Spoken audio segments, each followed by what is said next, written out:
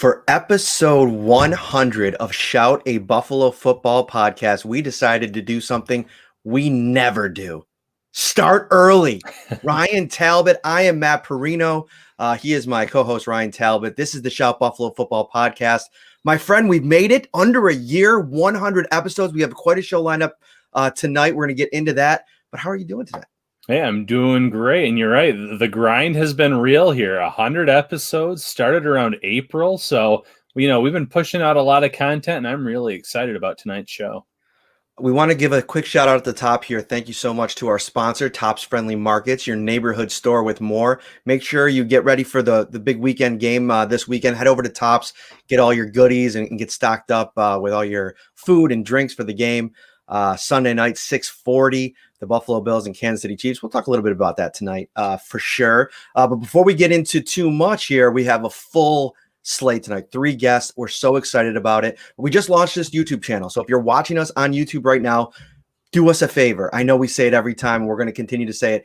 Smash that subscribe button right below. Make sure you're subscribed to the channel. Like the video as well. It really helps us out as we're trying to get up to 1,000 maybe before Sunday's post-game show.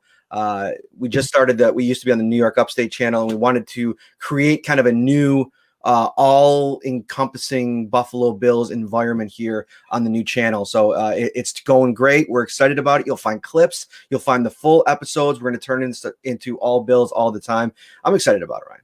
Well, I'm pumped up about it too. Sorry, I lost my voice there for a minute. So yeah, I can't wait. I love it. I love the short little clips that we have for the Bills fans. Looking forward to having a Bills-centric page where everything there is going to be about their favorite team. All right, so let's set up this show for tonight because it is an absolutely loaded lineup. We're so excited about it. We're going to start off with somebody who's been covering this. I don't want to date him too much, but somebody who's been covering this football team for a long time. Howard Simon from WGR 550. He is the host of the Howard and Jeremy Show every Monday through Friday morning on WGR 550, 6 to 10 with our buddy Jeremy White. And this is his first time appearing on the show. When I started thinking about potential guests to have on, Ryan, it just made sense. Like, I can't believe we haven't had Howard on yet. So we're going to have him on and talk to him a little bit about who's going to be our second guest. Second guest tonight, we have a big-time UFC presence for ESPN, Ariel Helwani. Looking forward to seeing him on the show tonight. He was great on the Pat McAfee show recently, so really looking forward to having him tonight on the show. And then, Matt, who's our last guest tonight? Then we're going to bring on a second. This will be his second appearance. Actually, this is technically Ariel's second appearance, if you want to call what we were doing before the podcast really materialized. I went live with him on Instagram for a really cool session that's on the old YouTube page if you want to find it.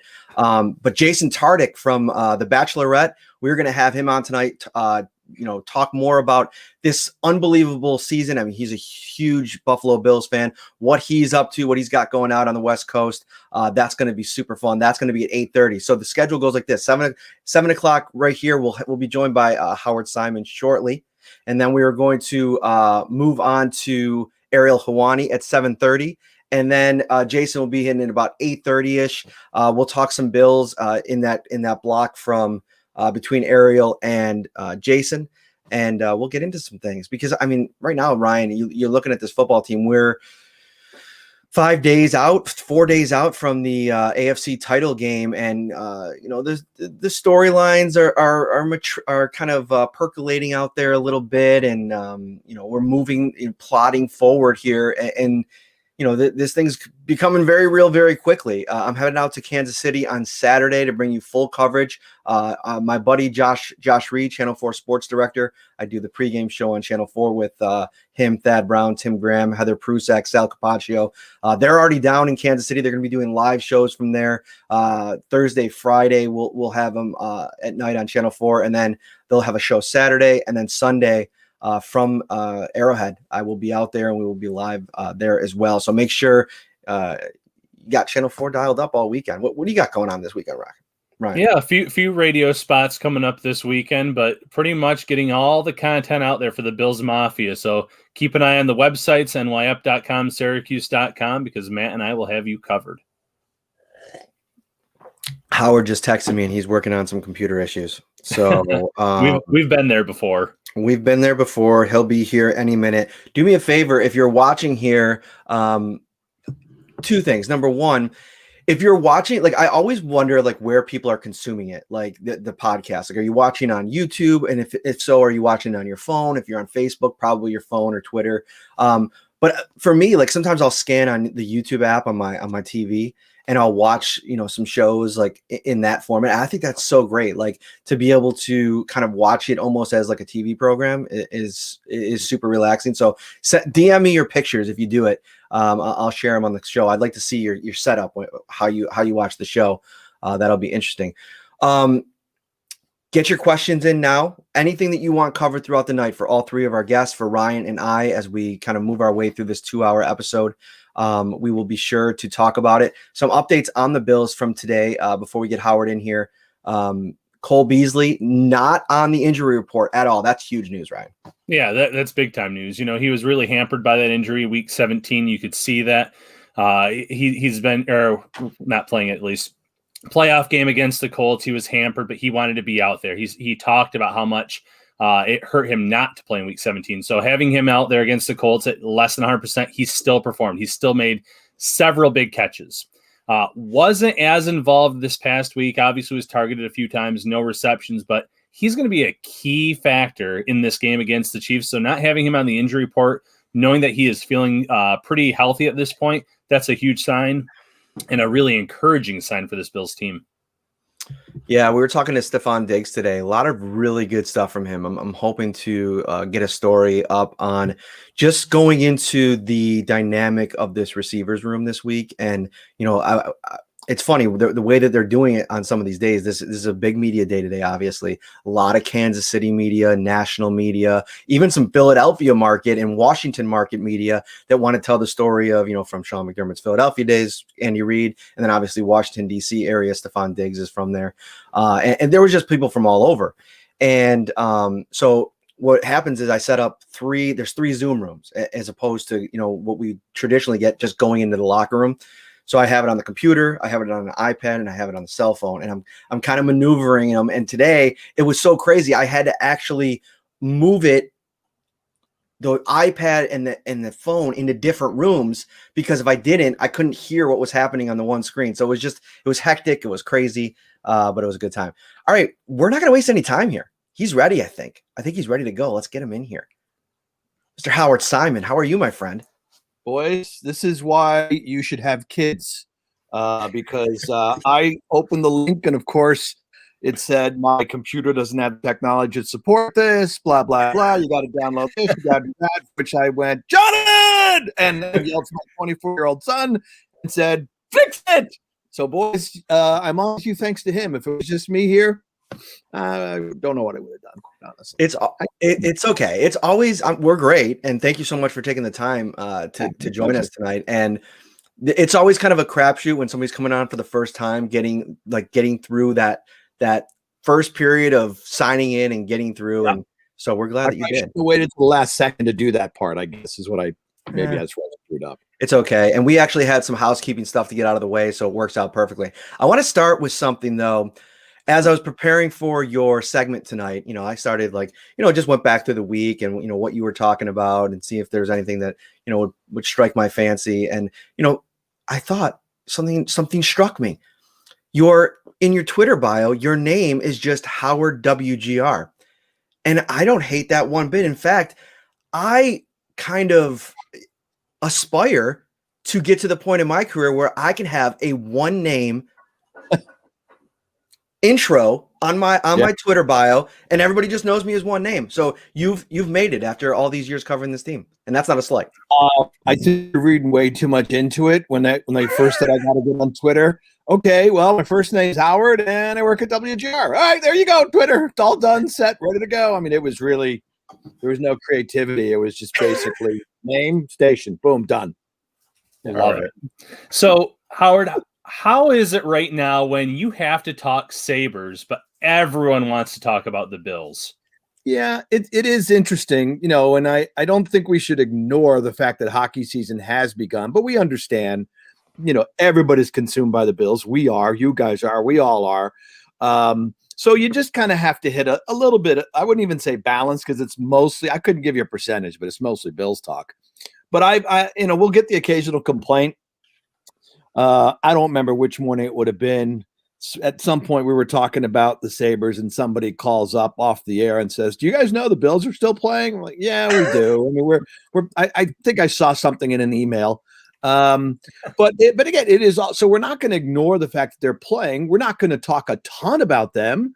When we have our Sabres reporter, Paul Hamilton, on, we'll work in a Bills question or two because he's covered the Bills and talks about the Bills too.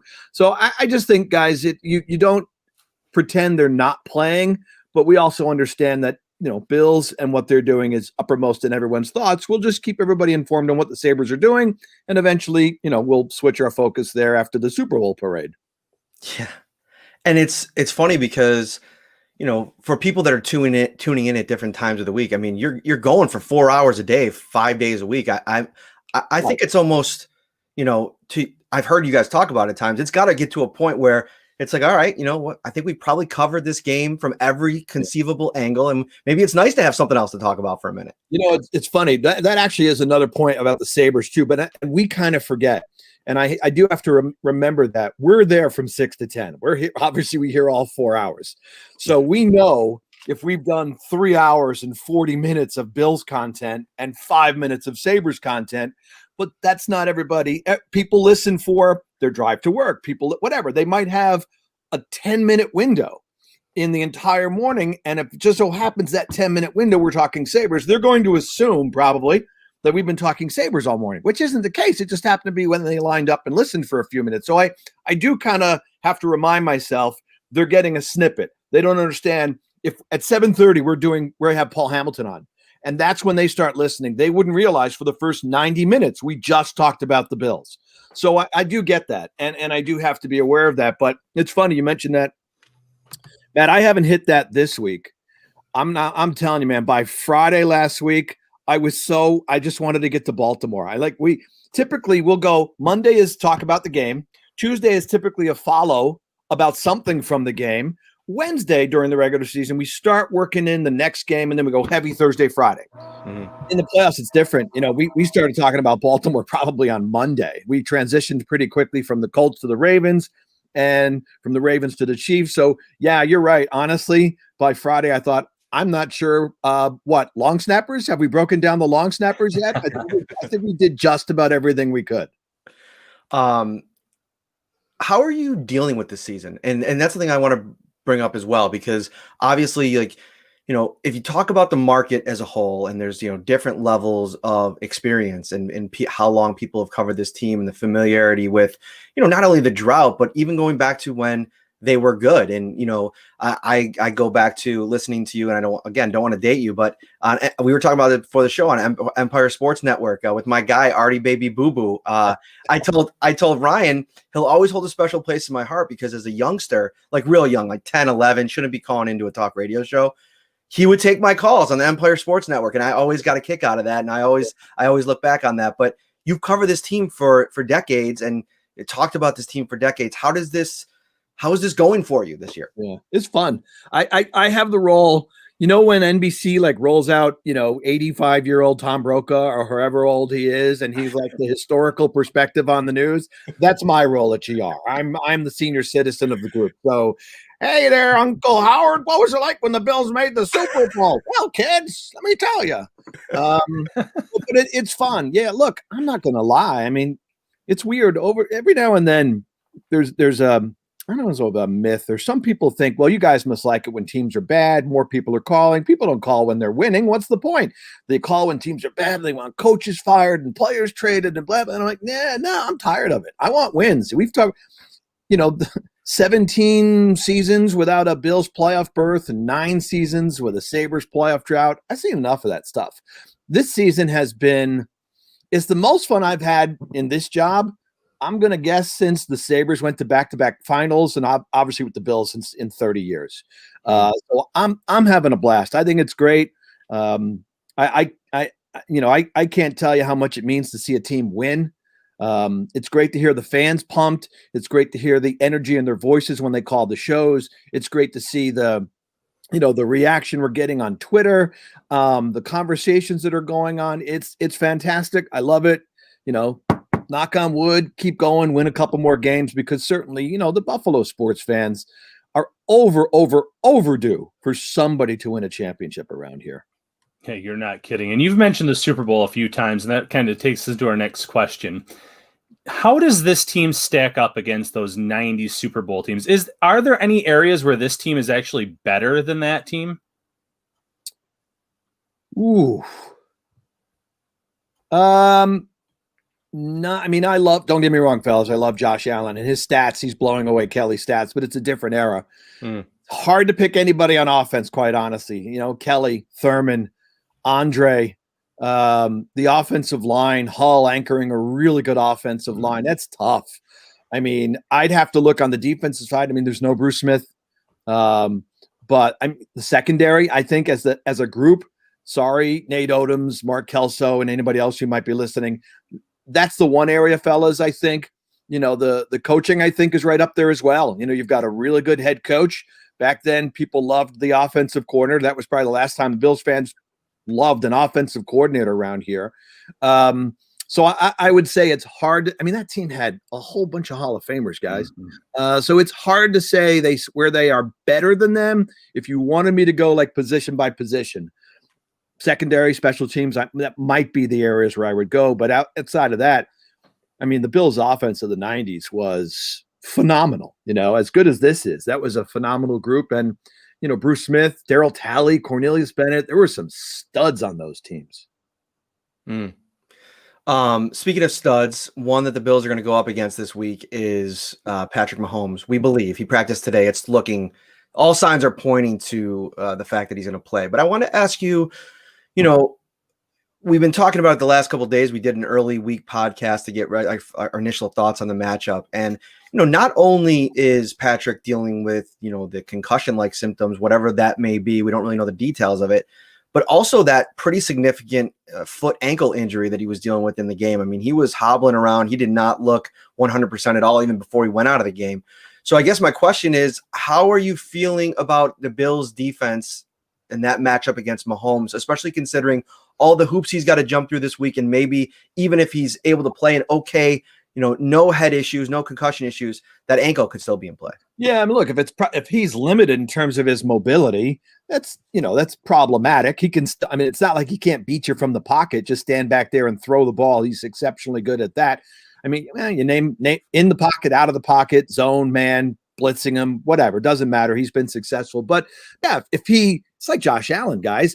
He's good enough to win a game from the pocket. But one of the weapons in his arsenal is his legs, his ability to either extend plays, get out of the pocket, make a throw on the edge somehow, keep a play going. There are plays, you've seen it before, where you swear Mahomes is about to run and he stops and he throws the ball. I mean, to get out there and do that, or for a conversion, to use the legs when the pocket's collapsing or, guys are covered and he can run. He's such a weapon with that. If he's limited in some way, shape, or form, and he doesn't have full use of that part of his game, sure, that helps the Bills a little bit, but I don't want to give anybody a false sense of security. If this guy's on one leg and he can only stand in the pocket and throw, he could still beat you. He's that good in terms of passing the football. You asked a question that I thought earlier in the week on Twitter, and I'm sure you guys talked about it on the show. I did not hear any portions of that episode, so I was curious and wanted to get, maybe what the feedback you got and where you kind of land on it. You said, what side of the ball will this game come down to? And it's a great question because, me going into the game right now, we talked about this Monday, I think it's going to be kind of a fireworks show pending weather. I mean, if it's a rainstorm, that we're going to have to kind of adjust things a little bit, expectations.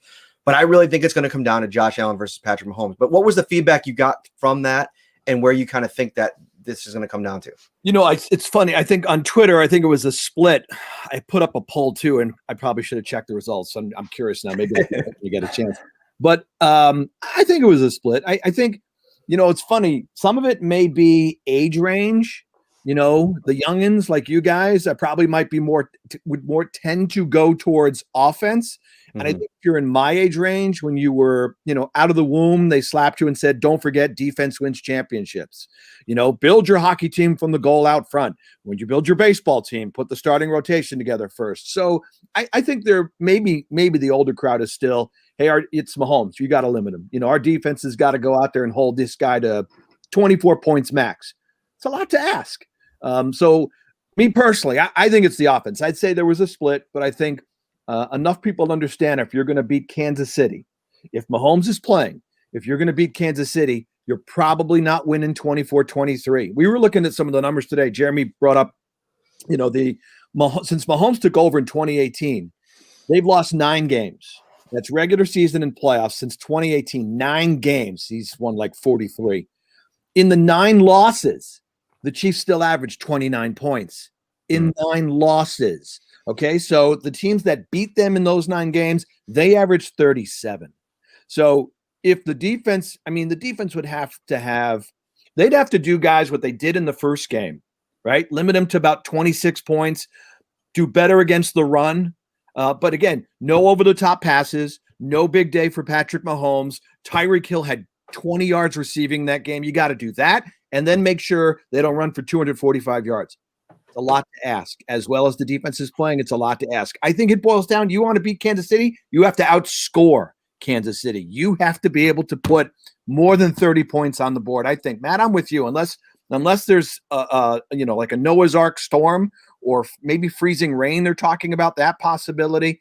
Doesn't seem like it's going to be really windy. I think you got to get over 30 points to win this game. I think that's a great point. I think you're right there. It'll be interesting to see what the Bills do in terms of maybe a passing attack and altering or shifting plans. But Howard, one of everyone's favorite segments, I know one of my favorite segments, is Howard Picks the Bills. Can we get a prime time? Just click on Lead Studio, right? I hit the X, right, fellas? That would be it. So were you aware that Del Reed literally schedules his week around Howard Picks the Bills? Did you know that? I did not. I know. I don't remember which week it was. I know Del was very unhappy with me one week, whatever the heck I did, and tweeted very quickly to me, "You're dead to me." And honestly, I think I picked the Bills to win the Super Bowl 2 weeks ago just to get back in Del Reed's good graces. There you go. That's awesome. So I honestly, guys, I just think whatever. If people get a kick out of it, great. I don't understand it. I don't know why people think it's a good segment. I mean, what the hell do I know? I'm just picking the game. I mean, it's not like anything I say has relevance. Like 2 weeks ago when I picked them to win the Super Bowl, people reacted like, well, if Howard says they're going to win, they're going to win. There's no caring. I mean, in fact, I might be a jinx. So, but whatever. We do get a lot of feedback. I like to try and screw around with the guys. I know people have fun with it. So whatever. We'll keep doing it, even though I just wonder sometimes what people think.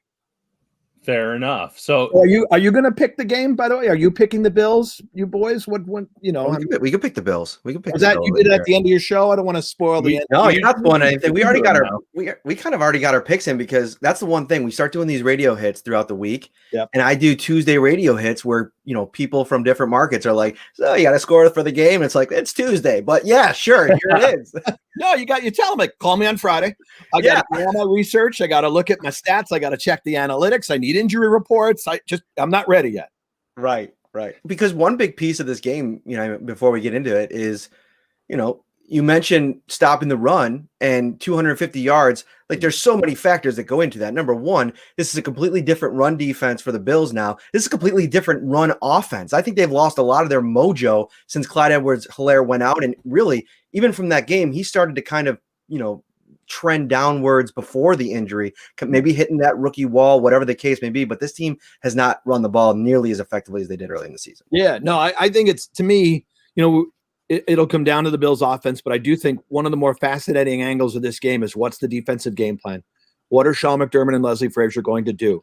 Because even though they lost that game, you can look at it and go, okay, if their plan was to not let him go over the top and make explosive plays and have the game there for the taking in the fourth quarter. If that were the two main components of their plan, both worked.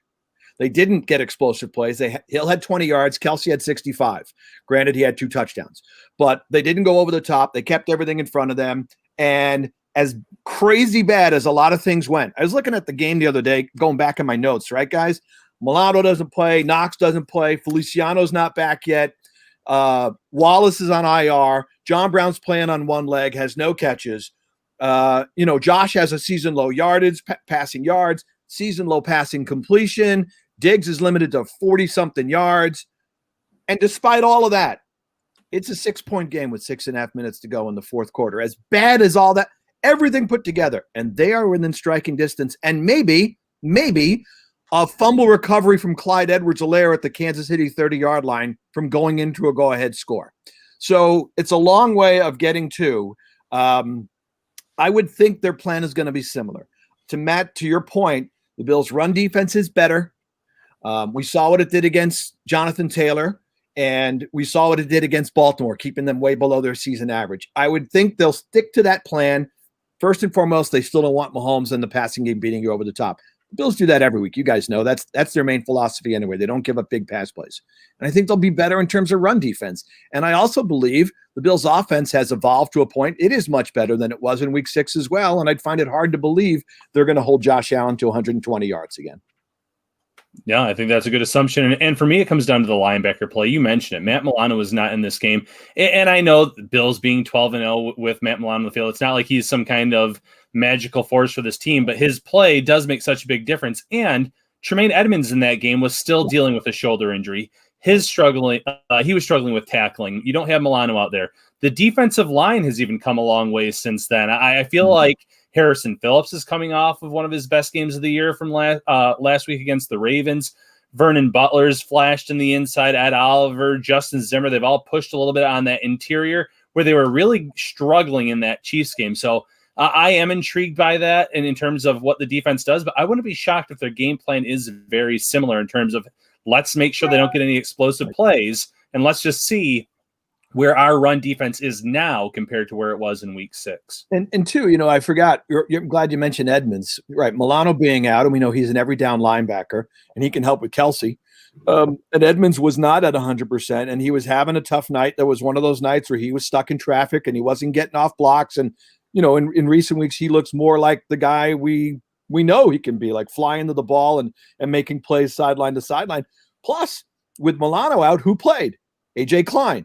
That was the pre-A.J. Klein. That was the A.J. Klein portion of the season where Bills fans were yelling at the television screen because he's missing tackles. He looks slow. Get him off the field. They're killing. What are you doing with it? And then all of a sudden, he plays so much better. So that was before he was making much better plays in the defense. So add that to everything else going on, and I just, who knows? I may be nuts. Maybe I'm getting carried away with all the enthusiasm around here, but I like this game. I really think that the Bills are going to win this game on Sunday night, despite Mahomes and everything else, and all the challenges that Kansas City's offense presents. Here's an interesting angle that we could discuss for a minute that kind of popped for me today. As Sean McDermott was doing his press conference and talking about, he always gets asked about that Andy Reid coaching staff when, ever he's playing Andy Reid or any other coach that came from that staff. And, Steve Spagnuolo, spent time in Philadelphia. Sean McDermott's very familiar with him, his philosophies. They're very similar in a lot of ways. And Sean kind of alluded to that. And you go back to that first game and we talked about all the factors that were going in that, the injuries, the John Brown being hurt, and I think what was happening there was two things. Number one, they were still reeling from the frustrations of the Tennessee week. I think that was all over their faces for those 2 weeks. Josh was still dealing with the shoulder, and I just think that if you want to talk about the big matchup, Brian Daboll versus Steve Spagnuolo in that game, Daboll lost round 1, and so from my perspective, familiarity that Sean has with that defense and that defensive play caller, I wouldn't be surprised if for the first few days of preparation here, maybe all of Sunday, Brian and Sean were in a room together going over that first game. And I almost give the advantage in a lot of ways to Brian Daboll in this next one because he should have his full assortment of weapons. We'll see what happens with Gabriel Davis as the week progresses. He didn't practice today. But that's a matchup to watch. That to me, what it could be what decides the game is how effectively Brian Daboll not only calls the game, but sets guys up to make plays in this game. Yeah, I thought, I mean, Josh missed some plays that night. There were some throws there that he has been able to make, should have made. You look at their numbers, and they're 22 minutes of time of possession. Well, part of it was they couldn't get Kansas City off the field on third down because they were having struggles on first and second down. But also part of it was the Bills' offense wasn't staying on the field. They weren't making plays. They weren't completing passes. They weren't extending possessions. And Josh struggled. And, I think, it was Brian Baldinger the other day on his Twitter. He was breaking down some of the plays from that game, and he was pointing out the Chiefs blitzed a lot, but they weren't blitzing to sack. They were blitzing to contain. And I think that and the coverage they were showing and some of the things they were mixing up and disguising, I think it really kind of threw Josh for a little bit of a loop. A couple other things were in play too, guys. And, they were in that middle portion of the season, the Tennessee game, then Kansas City, then what? The Jets and New England, or New England and the Jets. They were in that 1 month funk where the offense it had started out really well the first 4 games, and then it hit this little lull. And then, of course, they lose to Arizona, come out of the bye week, and they're explosive. So they were going through some issues back then. I think the offensive line too. Let's not forget, the first half of the season was multiple line combinations because of Feliciano's injury and Ford going down and whatever happened with Mitch Morse being a healthy, not play decision. They finally latched on to a good starting 5. These guys have been together for the last 7 games. Their pass protection has been better. So I think also you factor that in too. Look, I think Brian Winters struggled against Chris Jones in that game. You have John Feliciano out there now. So I think you're in better shape to handle whatever Steve Spagnuolo and the Chiefs defense might throw at you. And because I think your line amongst everything else has come together. And as you said, Matt, look, if Diggs, Brown, and Beasley are all healthy, and Beasley was not on the injury report, right? So that's a good thing. If those top 3 are all healthy, it's really tough for Kansas City to shut everybody down, I would think.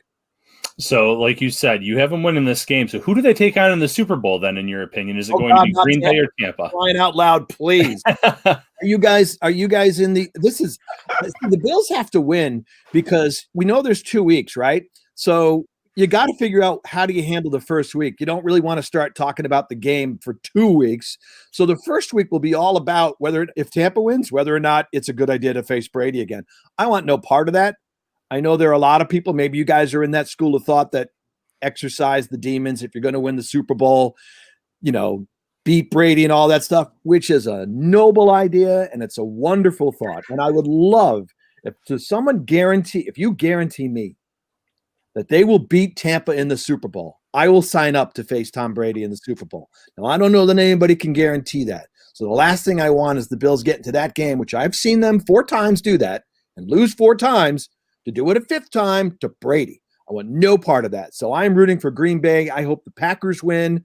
And I would love anything to see the Bills and the Packers because I don't want to face Brady again. Fair enough. Man, maybe that makes me a coward, but I saw, how many times did he beat the Bills, guys? 32? 32, yeah. Whatever the final number was in New England, don't need to see 33. Yeah, I go back and forth on that because on the one hand, the devastation that would be left for an offseason on the heels of a Tom Brady-led Super Bowl win in Tampa over the Bills, that would be absolutely crushing. So I can see the idea of, okay, let's avoid that at all costs, and we'll just go from there. I could totally see that, and I understand that. But I think this is a different era. I think this is a different team. I think that they're battle tested. I think when Tampa Bay hasn't been good, and here's another piece of this: they've beaten the Bills. Tom Brady's beaten the Bills the last couple of years in New England, but Sean McDermott has game planned pretty well against them. He hasn't looked too good when they played. But remember this too, and I do think that's a great point. Even though they were losing all those games to Brady, if you look at the overall picture of Brady against the Bills, McDermott's defenses performed admirably compared to some of the others. Rex comes to mind. But remember this too, guys. I think part of the whole thing of beating Brady for sure is you want to beat him, and I get it. Look, I don't want to see him win a Super Bowl against anybody ever again after everything we watched in New England, let alone the Bills. But I think this is the thing too. This is not the Tom Brady from 2019 that we saw in his final year in New England. You guys saw those games. You covered. He didn't look good. We were seriously not cross your fingers hope. We were seriously talking about, I think Brady hit the wall. Like, guys, I think he's done. What do we realize now? It was a crappy team he was on. It was a lousy offense. They had no weapons at tight end. They had one weapon legitimate at wide receiver. That offense was terrible. So he goes to Tampa, and now he's good again, right? 43 years old, 4,000 yards, however many touchdowns. The other thing about this, if they make it to that, and I know Aaron Rodgers in Green Bay was the highest scoring offense. I think Tampa Bay is the better overall team than Green Bay. Tampa Bay's got a good defense. They've got a good front seven. They've got a strong secondary. And look at his depth of weapons. I think if you're playing Green Bay, what's your number one focus, guys? If you're Leslie Frazier, it's Adams, right? Don't let Adams have a huge day against you. Who are you stopping in Tampa? You're going after Evans. You're going after Godwin. You're going after Brown. You're going after Brate. You're going after Gronkowski. You're going after Ronald Jones. He's got a lot of weapons with him. If you think you're meeting the Brady in the Super Bowl from 2019, you go, he was bad last year. We are going to kick his butt. You didn't see Tampa Bay then this season because he looks a lot better this year. And that kind of scares me too. That's a tough matchup. Well, there's your parting shot for Bills Mafia. They're all scared now to play Tom Brady in no. Look, the Super Bowl. I'm still going to pick him to win the game. I mean, I would think I would have, honestly, it's less about the matchup, fellas, and me. If they're not winning the game, that's the last guy in the universe I want to see beat them in the Super Bowl. I cannot take that anymore. Mr. Howard Simon, you can find him every morning, 6 to 10 a.m. on WGR 550. GetTheRadio.com app. That's how I listen most of the time on Rewind because I don't get up that early usually. Sorry. And hey, thank you for staying up late with us tonight, Howard. I appreciate it. Yeah, I was going to say it's a little bit. That's all right. I'm treating myself. I'll stay up past 7:30. And thank you guys. We've had you guys on our show. Always appreciate it. People, I don't know if they realize it. We don't pay our guests. They're kind enough to come out and do it for free. So I appreciate you guys coming on with us. You're always both very accessible. All right, brother. Take care. Thanks again. Right, enjoy the game. You too. Bye-bye. Ready for football? Tops is with ready-to-serve fan favorites everyone will cheer for. Delicious family or party packs like pizza, sliders, fried chicken, barbecue, or beef on weck. Starting at only $4 per serving. Perfect for game day and any day. Only at Tops. Look at this guy. We're in. Man, I didn't know I just jumped right in. I thought someone would cue me here. I'm picking my teeth. I didn't know. I'm sorry. I was enjoying the conversation. Hello, guys. How are you? Good. How are you? This is very exciting. Can I just tell you, there's a lot going on in my life right now. I'm probably most excited about this conversation just because I could be a fan and talk about my beloved Bills. I get to do all these interviews. Like I was on Keyshawn's show this morning. They asked me a question about Connor. I just hijack everything and talk about Josh Allen and Stephon Diggs. This is all I want to talk about. So thank you for having me. I really appreciate it. Well, thank you for taking some time. I know it's a busy week, an exciting week. And it's funny. I'm kind of glad that the Bills are in the AFC Championship game because it makes the sting of not being at a Conor McGregor fight a little bit easier to deal with. The first time I had the anxiety about it was the Khabib situation. And, if you're watching and you don't know, I used to work at the UFC before I came back for this glorious job to cover your Bills. And there was real anxiety there because, like Ariel, there's nothing like a Conor fight week. This is the first one that I'm missing. By the way, I'm Ariel Helwani. Hello, everyone. A lot of your viewers. Oh, I didn't even give you an introduction. You don't need one. Okay, fair enough. I was like, they're probably like, who the hell is this guy?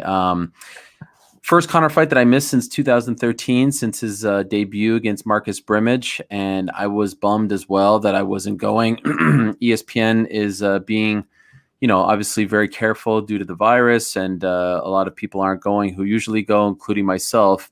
But I'll have to be honest with you guys, as bummed as I am, there was a moment, I think it kind of hit me yesterday, where I was like, wait a second, because I was talking to DC, my co-host Daniel Cormier, who's there. He has to fly home on Sunday, and then he gets into Vegas early Monday morning. And I was like, wait a second, you guys are actually going to be in the air during the AFC Championship. So had I gone to Abu Dhabi, this is great. this is great. I actually would have missed it, and I would have been so torn up about that.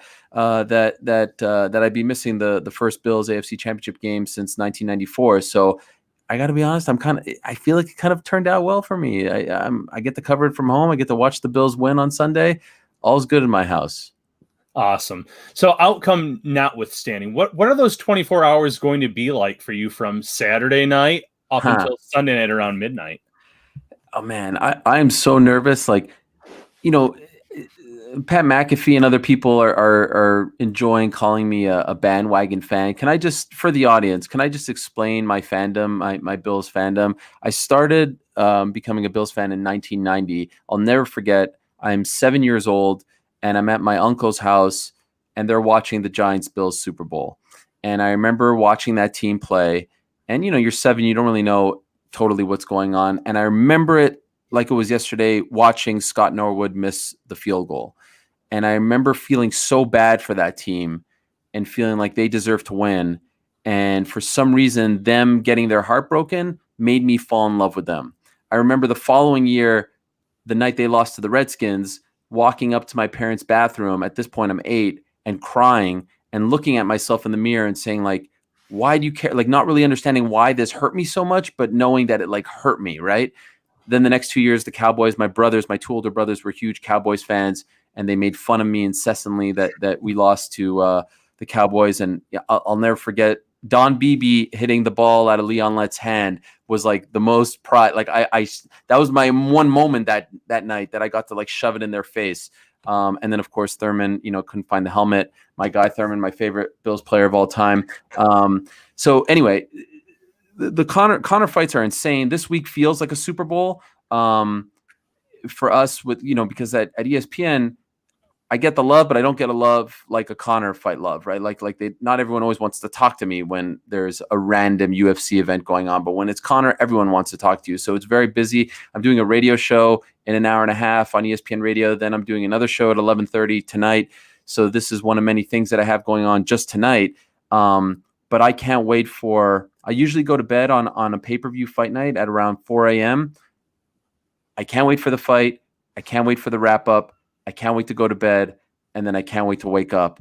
And we're going to be one of the 4 remaining teams, and we're going to be in the spotlight of that last game before the Super Bowl. I'm going to be a nervous wreck. I'm a father of 2 now, and my sons, of 3, 2 boys, and my 2 sons are super into it now with me, and it's just a joy as a 38-year-old to go through all of this. So while I'm nervous, I'm also looking forward to it because it's been a very long time since we were playing this late into January.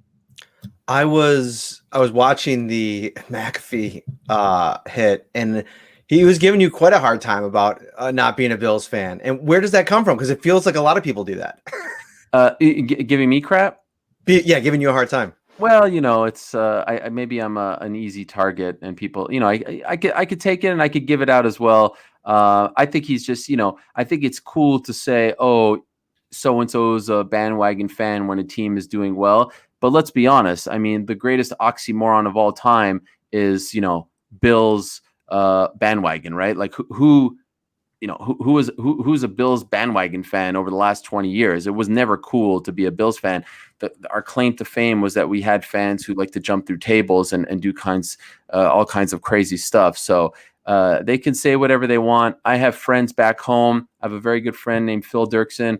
He and I were in the 7th grade, our first day in the 7th grade, first day of high school in Canada, in Montreal. High school starts in 7th grade. There's no middle school. And our teacher told us to bring a few magazines of things that we love. And I brought a stack of Bills magazines. He was sitting in front of me, looked behind me. He didn't bring any magazines for whatever reason. He's like, "Are you a Bills fan too?" And I said, "Yeah, because in Montreal in the early 90s, the Bills were our hometown team, like the NBC game, because you remember NBC had the AFC rights back then. We would always get the Bills game, and we bonded over that. And so my people back home know how big of a Bills fan I was. I don't have to prove anything to jabronis like Pat McAfee and all these other losers. And let's not even talk about the fact that you guys had a Patriots fan on your show a couple weeks ago. I mean, holy smokes! Here's Matt, sucking up to the boss. I mean, really, Matt, you're going to have a Patriots fan? I could show you the text that this man sent me over the last few years when the Patriots were beating our ass. And you're going to put him on a playoff show? Come on, Matt. Well, you Listen. righted the wrong by getting me on here, but Listen, yeah, some things are bigger than sports. And he was I became pretty good friends with Dana when I was there, and I get a kick out of him. And he said, "Go Bills." That was kind good. of like what we were kind of going to get to in the show, because I told the story a little bit on the show. We had a gym at the old facility, and you'd have been down there, right? Yeah, at the old building. Yeah. And so I would work out every morning. I'd try to get there as much as possible.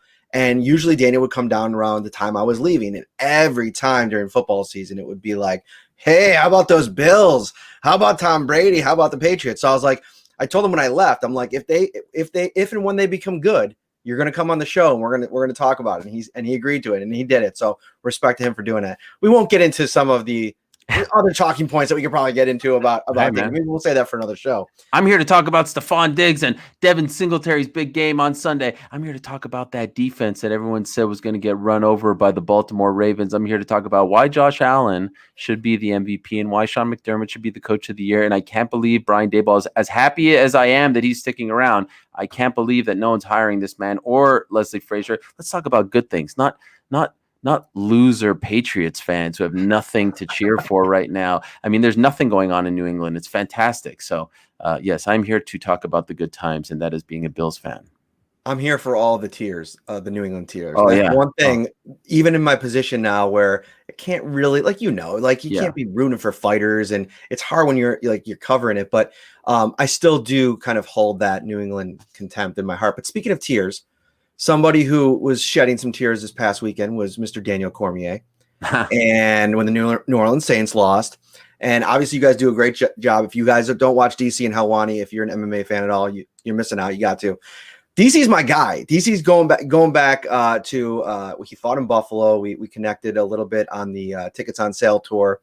And I put him on the map.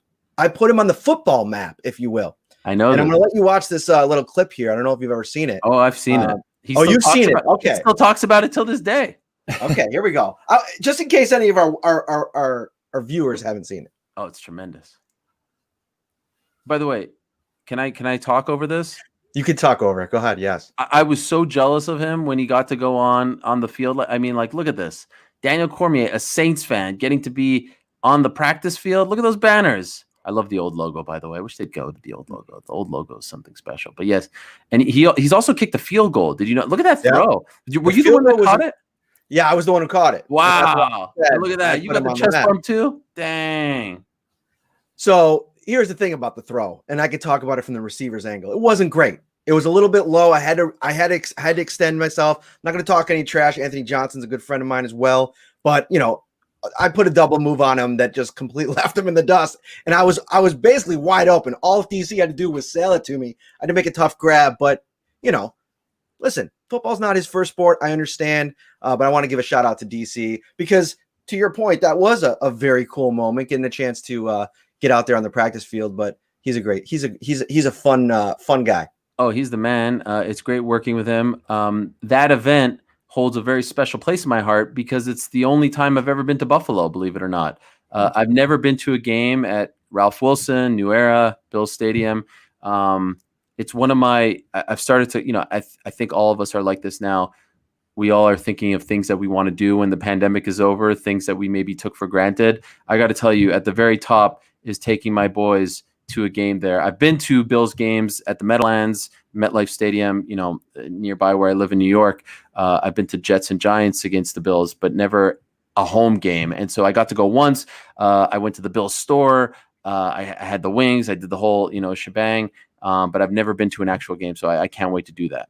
Yeah, that'll be a great experience. Now, you just said it yourself. You want to talk about the good memories and the good times, this year's team.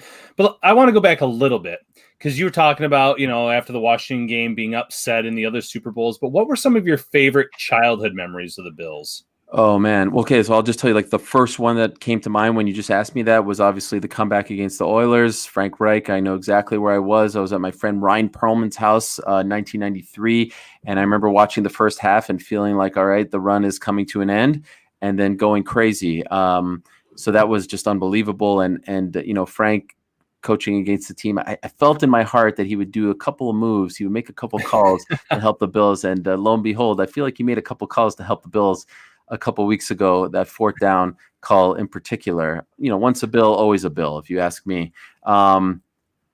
AFC Championship against the last one against the Chiefs was special, and I hope that we can recreate that. That was against Joe Montana. Playoffs against the Raiders when they beat them down. What was it, like 51-3 or something like that?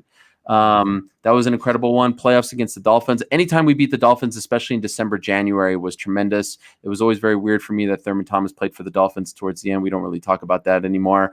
That was incredible. And it was one of my happiest memories, but it was very short-lived. The first half against the Cowboys in the final Super Bowl, we were up, right? 13-6, I believe. Yeah, 13-6.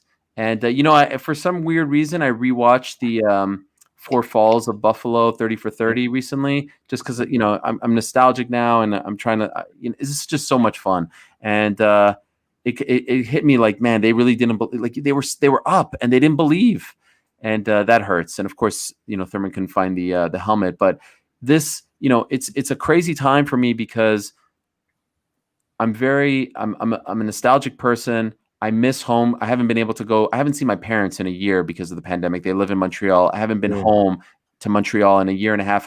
My wife is from Montreal. Like, I'm very proud to be Canadian. And it's a tough time, right? It's January. This pandemic continues to go on and people are dying. It's depressing. And this team has given me so much joy and has given me this escape. And I think a lot of people would agree with this.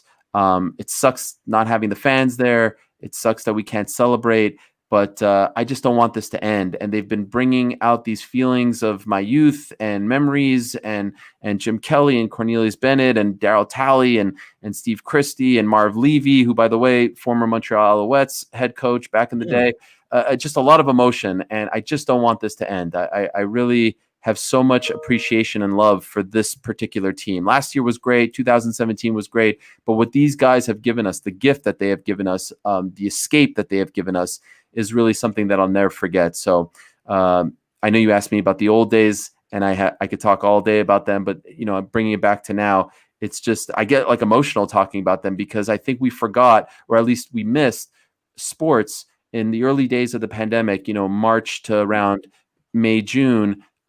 Usually when times are tough, we at least have a sports game match to watch at the end of the night, right? To get our mind off things. We didn't have that. And I think we all appreciate it a lot more. And for this team to do so well on the heels of that is a feeling and an experience that I'll never forget. What are the exchanges like with friends and peers? And because to your point, for years it's like, oh, you're a Bills fan. That can't be any good conversations during the drought and in subsequent years. What are those exchanges like now that they're good? And most people, I mean, you mentioned Dana, he was super impressed with watching Josh Allen. What are those conversations like now? So my old high school friends and elementary friends who know how much this team means to me, it's been really nice to have them text me and call me after games and be like, we're rooting for you guys. I have friends who are Washington fans, New England fans, Miami fans, and to reconnect over this team has been great. A lot of people that I work with know that I'm a Bills fan. If you even go back, speaking of like bandwagon fans, if you even go back to the other show that I did for MMA Fighting, the MMA Hour, if MMA fans are watching this, there was always a Bills football, a tiny football on my desk. And we're talking like, the crappy days, 5, 6, 7 years ago. Someone actually somehow found a tweet from 2011, which I think was coming off one of their worst years ever, where Matt Mitrione, former UFC heavyweight, current Bellator heavyweight, in a tweet asked me who my favorite team was, and I retweeted and I said, Bills for life. This is 2011. So get out of here with your bandwagon takes. But probably the most fun that I have being a fan is with that guy Phil that I mentioned, because we've stuck through it through all the years, and when we met in 7th grade, and with a guy that Matt, Mark Henry, the not sexual chocolate of WWE fame. I was just saying, no, not that Mark Henry, but a tremendous MMA coach and an even better person, a tremendous pizza shop owner as well, Pino's Pizzeria in New Jersey. Mark and his son Pino and myself have a text thread, and we've been keeping it up for the last couple of years. And we've been through everything together over the last couple of years, talking about every game. Mark sends probably 150 texts a day, most of them coming from guys like you, your tweets, your news stories, sending it to both of us. And, he gets very anxious. His son, who's a huge Josh Allen fan and very knowledgeable about the team, it tries to calm him down. I'm the crazy person as well in the group. And it's fun to have friends who are rooting for the same team. And there aren't that many of us. And this week I'm having a blast because ESPN keeps asking me to do stuff, like I said, about the UFC event on Saturday. And I just keep changing the subject. Like I was on Jim Rome earlier today and he's like, wants to talk to me about Connor. And I'm like, yeah, Connor's great and all. Let's talk about Josh Allen. So, they're just going to have to deal with it until the Bills go away. And also shout out to Christine Lisi at ESPN, who's a hardcore Bills fan as well. She's been representing Bills Mafia long before I was at ESPN, and so I want to give her some respect as well. Yeah, Christine's actually from Olean, where I'm from right now, so I've gotten to know her a little bit too, so great and well-deserved shout-out there. A lot of people have Bills fever right now. I just took my kids tonight to this 8-foot Josh Allen snow sculpture. So someone built that. My kids wanted to go see it, so we drove out and saw that tonight. But let's talk about Sunday night. How are you feeling going into this game against the Chiefs? Honestly, I feel good. I felt very nervous going into the Ravens game. I'm not going to lie. When I go on these other shows, I pretend like, we got this in the bag. But with you guys, I feel like I could be honest. I was very nervous going into the Ravens game. It's funny, Matt. I remember talking to you last year before the Ravens game. And I was trying to convince myself that we're on the level of the Ravens, but, we weren't just yet. But now I think we are. And here I am saying we. I feel like I've earned that. I was nervous that Lamar was going to run all over them. And honestly, like the first drive, the first few plays, it felt like it was like 12 yards, 11 yards, 10 yards. I was like, oh my gosh, this is going to be horrible. And then things calmed down. Shout out to Leslie Frazier and the defense for doing that and doing as well as they did. Taron Johnson, what a legend. I would build a statue for him right now if I could. This time around, I feel good. I like the fact that we're going on the road. I like the fact that, as Ric Flair once said, to be the man, you got to beat the man. Let's go through the Super Bowl champs. I want Patrick Mahomes. I'm not rooting for him to be out. I want him to be there. I want him to be 100%. They've been winning games ever so closely at the very end. They squeak them out. We're killing teams. I think I read it this morning. We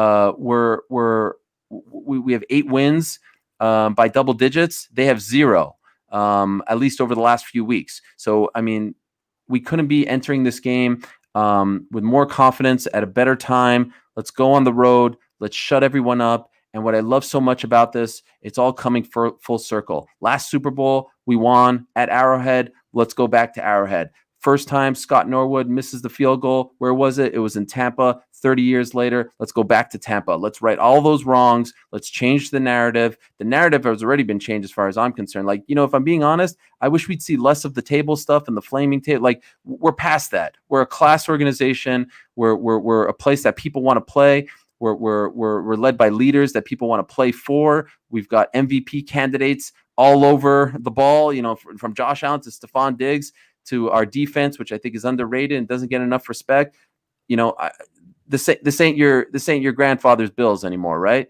These are the 2020, 2021 Bills, and I feel like something special is unfolding in front of our eyes. So I feel very confident. It's funny you mentioned the table smashing, because I feel like a lot of people are turned off by that. And when they, I was talking to somebody, I think it was on a radio hit that I did this morning. We were talking about Bills Mafia and the donations across all these different charities and the way that they, kind of band together and deal with issues and show their love and show their support. It's great. And then there's the kind of image of what you see on all these videos that you mentioned. And I've never sat there and maybe, it's on me as a journalist not to have done this, but I feel like even as somebody that grew up in the culture, I don't know where that really came from, like the table smashing. But what I can think about it and kind of go through it in my head, there's so much passion and excitement before a Bills game out in the tailgates. Like if you've never been to Rich Stadium or New Era Field or now Bill Stadium, they're coming up with a name now. I think that might be announced soon. Actually, there was a report a couple weeks ago. The energy level before a game, even in the parking lots, is something that I can't even describe. That's to your point. It's how much this team means to the community, to the city, everything like that. And I think that over the years, it just got to the point where it's like, I don't know what to do with all this energy. Let's just fly off my car and go to this table. I get it. Look, I'm not trying to put them down. I just feel like we need to evolve a little bit. And, man, shout out to the whole fan base for what they did for Andy Dalton and very recently for Lamar Jackson. I mean, it's just incredible how they, and I'm not trying to say that we're the butt of the joke anymore, because let's be honest, I do think for, a couple of years there when the team was irrelevant, we were kind of the butt of the joke. But now the juxtaposition of the crazy antics and the charitable efforts and just how much fun, I feel like everyone secretly wants to be a Bills fan now because, we've represented ourselves so well. And I think everyone kind of feels like we've earned this and it's about time the Bills are great again. I just, I want us to get our respect as not just, the crazy fan base or the crazy kooky team that has the crazy fans. Like, this is a class organization. They're doing things the right way. I do have one bone to pick for whatever reason. And I'm very active on social media. I feel like the Bills social media team just kind of ignores my existence. Like, I see them, favoring other people. They never like my tweets. They never show me any love. And I don't need that kind of affirmation. But like, what's the deal, Bills social media? I mean, come on, guys. Here I am. I'm freaking flying the flag all over the place. I'm changing the narrative every chance I get to talk Bills football. And I feel like, a little bone here or there would be nice. That's all I'm going to say. Hey, listen, I mean, Wolf Blitzer is getting maybe love. I'll put a word in for you. I can't guarantee nice. anything. Wolf Blitzer is getting love. Summer Sanders is getting love. What do I have to do to get some love? Do we need to do like a smack off, like a trivia challenge to find out who's the bigger fan? I mean, for God's sakes, can I just get a like? That's all. A retweet, maybe something, some sort. I mean, they're talking about Nick Wright. Are you kidding me? You guys are wasting time on Nick Wright. What are you guys doing? Like, why are you even? Do you realize the guy's just playing a character? He's a gimmick. He's a pro wrestler. He's a troll. Why are we making videos about guys like that when you have like fans? I don't get it. That one I thought was a little weird. Like, why are you giving him the clout? The dude from NFL Network, whose name escapes me right now, who's doing great, Kyle Brandt, give him love. He's flying the flag. Sure, do your thing. But like the Nick Wright, Jabroni, Colin Cowherds of the world, get out of here with that stuff. You're not going to prey on us. We don't need you guys. We don't need your confirmation, your affirmation. We got enough love from Bills Mafia. So come on, social team. We're better than that. You know what? I think we can make a little clip, Matt. We can share it. We can tag the Bills in that, and we'll make sure that they know for sure. There you go. Sure. So you are repping the Thurman Thomas jersey. What made him your favorite player? Because when I was growing up, Darryl Talley was my guy because of the Spider-Man sleeves. I was enthralled with that, watching him fly around the field, especially when I was about 6 years old when that Super Bowl era began. And you see a guy with the Spider-Man sleeves, and it's just like something that catches your attention. So what made Thurman your guy? Okay, so I'll say that he was my main guy. My defense guy was obviously Bruce Smith. Everyone loved Bruce Smith, number 78. Why did I like Thurman so much? I thought he was very cool. I liked the hair. I just like, the shaved head, all that stuff. I thought he was cool. I liked 34. Also, one of my favorite basketball players, Charles Oakley. He was 34. One of my favorite. I'm a huge Knicks fan. One of my favorite basketball players, John Starks, also from Oklahoma State. So I felt like there was a connection. Like he had a bit of Knicks in him. He had those connections. And I always tend to like running backs. I thought Barry Sanders was a cool guy, also from Oklahoma State. Like running backs to me were just kind of like the coolest guy on the field. Not so much the quarterback necessarily, was the running back. And I love Jim Kelly. Don't get me wrong, I love Jim Kelly. But I did know that initially, he didn't want to come to Buffalo. So like as a young kid, I was like, this guy wouldn't really want to be here. Of course, he sold us. There was just something about Thurman that I loved. And you know who I also loved? I loved Kenneth Davis too. I loved his backup. He was big for us, especially in that Raiders game. If my memory serves me correct, he was big in that Raiders game. So yeah, for some reason, and I was always very defensive. My brothers were big Emmitt Smith fans. I always thought that Thurman Thomas was better and deserved more love. And so, yeah, that was just my guy. But if I'm being honest, like all of them, from like I said, Cornelius Bennett to Don Beebe and James Lofton and Steve Christie, who came after Scott Norwood. And I thought it was so cool that Marv Levy was a former Montreal Alouette coach. Like that to me, and he was Jewish. I'm Jewish. Like there was just a lot there to like about this team. How would it rank in terms of one of your teams winning a title? Like obviously everybody knows that you're a huge Knicks fan too. Yeah. Is it like where are they at in the kind of hierarchy or the power rankings? Okay, that's a great question. So when I grew up, I had three favorite teams that I was a diehard fan of: the Bills, the Knicks, and the Montreal Expos. Mm. Unfortunately, the Montreal Expos are no longer with us. They're now in Washington, so that doesn't mean anything. Later in life, I've adopted the Toronto Blue Jays, more so because I wanted to have a team to root for as a dad, so I can root for a team with my kids, and I didn't want to root for the Yankees. But to me, it's like Bills, Knicks, they were 1A, 1B. And in fact, like the first sports team that I fell in love with was the Bills. Shortly thereafter, I started watching, Knicks basketball in 1991 when they played the Bulls in the playoffs for the first time. And so because of the pain of those 4 Super Bowls, because of, the Cowboys Super Bowls in particular were horrible because my brothers, like, could you imagine number 3 and number 4 are against the team that your 2 older brothers are fans of and have their jerseys and are making me feel like a horrible human being. It would just really be so special. And so it's down to the Knicks and the Bills. And we all know the Knicks are nowhere near an NBA title. I don't, maybe in my lifetime, maybe in 10 years. And I probably would have said the same, a few years ago about the Bills. I feel like I'm so close. I don't want this feeling to go away. All we have to do is win 2 more games and we're champion. And let me tell you guys something.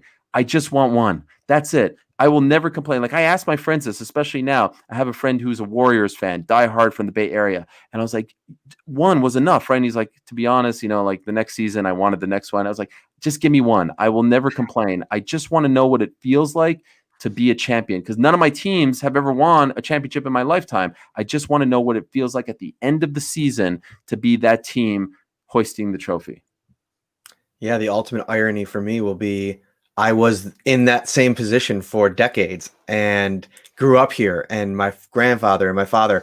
And I always think about that, like, what's it going to be like if they actually do? Like, so I talk to, my father, my uncle, aunts, siblings, cousins, and it's like a trade-off, right? Like I won't experience it the same way that I would have as a fan, but I'll be there and I'll get to chronicle it for people. And so there's like a special deal there. It's almost like kind of like a trade-off, like I said. But we could talk about this. Are you guys gonna go, by the way? Will you go if they go to the Super Bowl? So nice. We're going to Kansas City this week. I'm going to for that, and then the plan is if they go to the Super Bowl to go. It's tough though. Like Ryan and I have been talking about this all week. In a normal year, we'd both be going to everything, but there's there's no guarantee about for a Super Bowl, like press box room. They have to kind of social distance in there. Are you going to go to Tampa Bay with no access to players and then have to sit in a tent outside the stadium? Like what, you know what I mean? You got to kind of you got to kind of judge it. And so we're still kind of playing all those games, but we'll have one presence there at both games if they do make the Super Bowl. But there's also a big thing. I know you want to talk all Bills. Let's talk a little Connor before you go. Okay. You sat down with him for 37 minutes, maybe longer. The 37-minute interview aired on the ESPN MMA page where I watched it. Excellent as always. I always look forward to yours. I tell people the story all the time because I have this picture of Connor from when he was fighting. I think it was before the Floyd fight, and he did the car wash in the gym there. And I got to talk to him at the end, and it was a really cool experience for me. But I said I was sitting off to the side. I don't think I've ever told you this. I was sitting off to the side waiting for him to get through his car wash, and I was watching you interview him on the boxing ring. And I couldn't hear because of where we were sitting. And so I was kind of sitting there getting ready for my own interview thinking, man, I really wish I was over there listening to this. I want to watch this interview as soon as it's done. It was in my mind when I was interviewing him myself. And I always tell people, if you want to see the premiere interview, definitely go see Ariel and Connor before. It's kind of like it kind of gets your fight week going for me. So thank you. That means a lot. That means a lot. He's been very loyal to me. The first time I ever interviewed him was prior to his debut in the UFC back in 2013, in February of 2013. And a lot of fans will say that that's one of their favorite interviews because he talked about not having a car, as he said, not having a pot to piss in. He was eating blueberries. He was on welfare. And now to see where he's come is incredible. And I've talked to him obviously a lot over the years. And, it's funny you mentioned that. That was one of the for me, like one of the more memorable ones because it was at his media day at the UFC PI, right? That's what you're talking about. Yep. And it was part of the Floyd fight. I flew out just for the media day. And as you know, Matt, we won't go into it, but let's just say UFC not very kind to me over the years, and they certainly don't go out of their way to help me still to this day. And they said, I was like, can I get an interview with Connor? We flew out here, the relationship, all that stuff. And they said, no. They said he's talking to ESPN, who I was not working for at the time, talking to Showtime, talking to UFC.com. And that was it, those three. And so I was like, all right, I was bummed. But I'm like, I'm not one to take no for an answer. So I just kind of hung around and, talked to his team a little bit. And I'll never forget Connor saying, I'm not leaving here until I talk to Ariel. And he gave me like 25, 30 minutes. And, obviously that meant a lot to me because they were trying to cut me out. He's a loyal guy. And I think he hasn't forgotten about those early days when I was interviewing him. So he's in a great spot mentally. I've never seen him so relaxed. It's always a big deal when he fights. There's a massive buzz, hype. I'll miss, being there, certainly, but I'm very curious to see what this iteration of Connor looks like, 155, getting to fight Poirier again. And I'm also equally curious to see what Poirier looks like. That fight ate him up inside, losing to Connor as quickly as he did. So I hope everyone checks it out. I see no scenario where this fight disappoints. Like both these guys are allergic to boring fights. Connor's never been in a boring fight. Poirier's never been in a boring fight. It could end quickly and you might be disappointed by that, but something I feel like spectacular is going to happen. There's a fan question in here. It's a fun one. It's quick and then we'll get you out of here. If two current Bills players were to square off in the octagon, who would they be? Well, the first one that comes to mind is Jonathan Feliciano. That's my guy. I love Jonathan. He's a big MMA fan, and I was really happy to see him come back to form. I know he started the year injured, and he played some significant time at center, which I know isn't his his natural position. I think it was the Patriots game. Was it the Patriots game where he took down Lee Smith? And he passed guard when he scored a touchdown. Yeah. Yes. It was great. And he actually sent me a GIF or a GIF, whatever you call it, afterwards. And he's like, what do you think of my move? Because he actually took him down with a double leg and quickly moved to side control. It was actually very impressive. So I was like, man. He's not messing around. He knows his moves. Yeah. So the first one is Jonathan Feliciano, without a doubt. And then you got to have that. I'll just say the next guy who came to mind was Deion Dawkins. I don't know if Deion Dawkins is, but I just feel like you got to get a heavyweight, right? If you're putting Feliciano in there, like you can't put him up against, Stephon Diggs. That wouldn't be fair.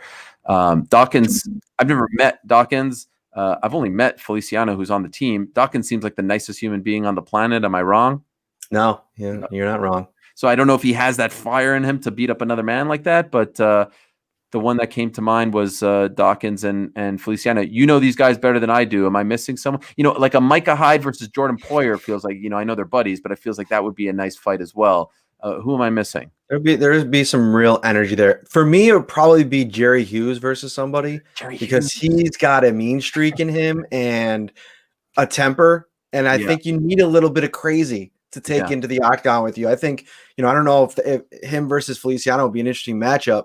But Feliciano is, he's got some buddies in American Top Team. They're always telling him they want him to come start training out there. And he's planning 6 years down the road to transition into MMA. And so we will see. I think we might get a chance to see him inside a cage at some point. Okay, so has he? Because he told me that, but I thought it was off the record. So he's talked about this publicly?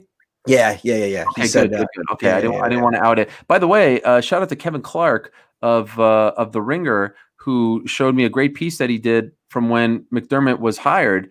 I didn't know McDermott has trained as well. The guy is built. Like he's huge, the pecs, everything. I know he works out, but he's also done some MMA as well. So huge Conor McGregor guy. He loves. So really? It's funny. Because we're not in the locker room or in the building. Like there's no opportunity to talk to the coaches or the players, like just off to the side, one-on-one anymore. It's terrible. But we're making do in this thing. And I would love to have gotten his thoughts because I think when was the Khabib fight? For whatever reason, I couldn't talk to him that week either. And we never really get a chance to talk about MMA. I talked to him when I first got here. That would be pretty fun. But I know you got to run. You've been so awesome with your time. Thank you so much. Thank you, guys. No, and honestly, you guys do great work. I'm a big fan of the podcast. I always look forward to it when it comes on the feed. I'm a huge fan of the Bills media core. I think as a group, you guys do a really great job. You guys in particular, I'm big fans of. Matt, I'm a big fan. I take in everything. And, you guys are really doing a great, the greatest compliment anyone tells me, as a fan of my work is like you've provided an escape, right? Like it's like I said, it's a dark time, it's a tough time, and just as fun as watching the games and celebrating is consuming your content afterward, because I feel like I could just like bathe in it, right? Listening to the shows, watching the shows, reading the articles. So thank you for what you guys do for us, the fans. And I hope that you get to do it for a few more weeks. And then obviously the Super Bowl celebration afterwards. I can't wait. And I'm happy that you guys are maybe going to be able to go to that. Well, enjoy it, and we will live vicariously through you on Sunday watching that game. It will be. Yeah. I'll be busy at work. I'll be tweeting away. I'll be getting my stories ready. That's another thing. Watching a football game while having to file at deadline is a completely different experience. And I tell people all the time, even if I wanted to be a fan, there's no way to do it in this setting. So get out of here. Go do all your stuff, my friend. Thank you so much. Good luck, guys. Thank you for having me, Ryan. Great stuff, Matt. Love you guys. Thank you. Anytime you want me, I'll be here. All right, buddy. Take care. Ready for football? With every game a home game, Tops is ready for you with its TV a Day giveaway. For 6 weeks, every day you shop is a new chance to win a massive 70-inch 4K TV. Shop Tops for the best deals in town, in-store, or online to win. So I love this chair that I got, and every time we go to a commercial break, you see me, Ryan, I think, because you can still see me. I fly back, and it cracks my back every time, and it's like awesome. And so I always look forward to the commercial just so I could crack my back, because it's got this. My wife bought it for me. Always let your wife buy you the things that you need. Like, don't you pick it out. Like, okay, so little sidetrack here, and we got some time. We're gonna have Jason Tartick on shortly. I could go off to a little tangent here. Absolutely. Here's the one thing I'll never let my wife buy, and she's watching. So I'm playing a dangerous game. Televisions, like, that's not her forte. Like, for whatever reason, like, you know, we've done it before where she picked one out. It just didn't go well. I can't really say it didn't go well. I do like the TV that she picked out, but I would have picked out a different one. And somewhere deep down, I just think that mine would have been better. That may not be right, but whatever. I took the lead on our last TV purchase. We're both very happy with it. And I kind of do my own little Conor McGregor around the house and, you know, kind of enjoy that. But she picked out this chair, and this chair, it's like a bar stool, like, but it raises up and down, and it's got this little backing on it. And the backing isn't like a traditional backing. It only goes up halfway up my back. So like when I lean back, it lines up perfectly so I can kind of crack my back. It's amazing. Well, I'm very happy for you and your back right now. I'm glad that you have that during these commercial breaks. But yeah, I kind of get where you're coming from. I bought one of those Roku smart TVs the last time we needed one. I've been so happy with that purchase, having all those apps where you can just go right to them, not having to worry about any kind of hookup. So I can relate to this. I completely understand where you're coming from. I saw a comment in here, and he says, "Is the mystery guest next?" And I when I originally put this out and I put the copy in for the thing, we were planning a guest in between, but because of having three guests, sometimes the timing doesn't work out right, and I didn't want to cut anybody off or give somebody too short of a segment. So that person is going to come next week. So stay tuned. But we're going to talk some Bills here in this in between, get into some nuts and bolts of what's going on at One Bills Drive. We had a ton of player access today. I mean, we did, like I mentioned at the top of the show, we had 6 Zoom interviews. We talked to Sean McDermott this morning, so there's a lot to get into. The big story, though, is the injury report, you know, obviously coming out today. Obviously in Kansas City, Patrick Mahomes practiced. He practiced on a limited basis. I don't know if you saw the video that Kansas City tweeted out, Ryan, but they showed kind of like a little like a running back screenplay, and somebody called it out there of Patrick Mahomes throwing to Clyde Edwards-Helaire. He looks like he might be trending in the right direction, and I know a lot of people were talking about, yeah, if Edwards-Helaire comes back, you know, that's scary because of what he did last time around. And it's like, yeah, like I get that, and he's probably he's definitely a better option than Le'Veon Bell, who I think has just been bad. And I think it also, I don't know about you, but I think that the Le'Veon Bell train has left the station. I have not been impressed with anything I've seen out of him. I know he had the kind of crutch to lean on with the Jets mess that he was in.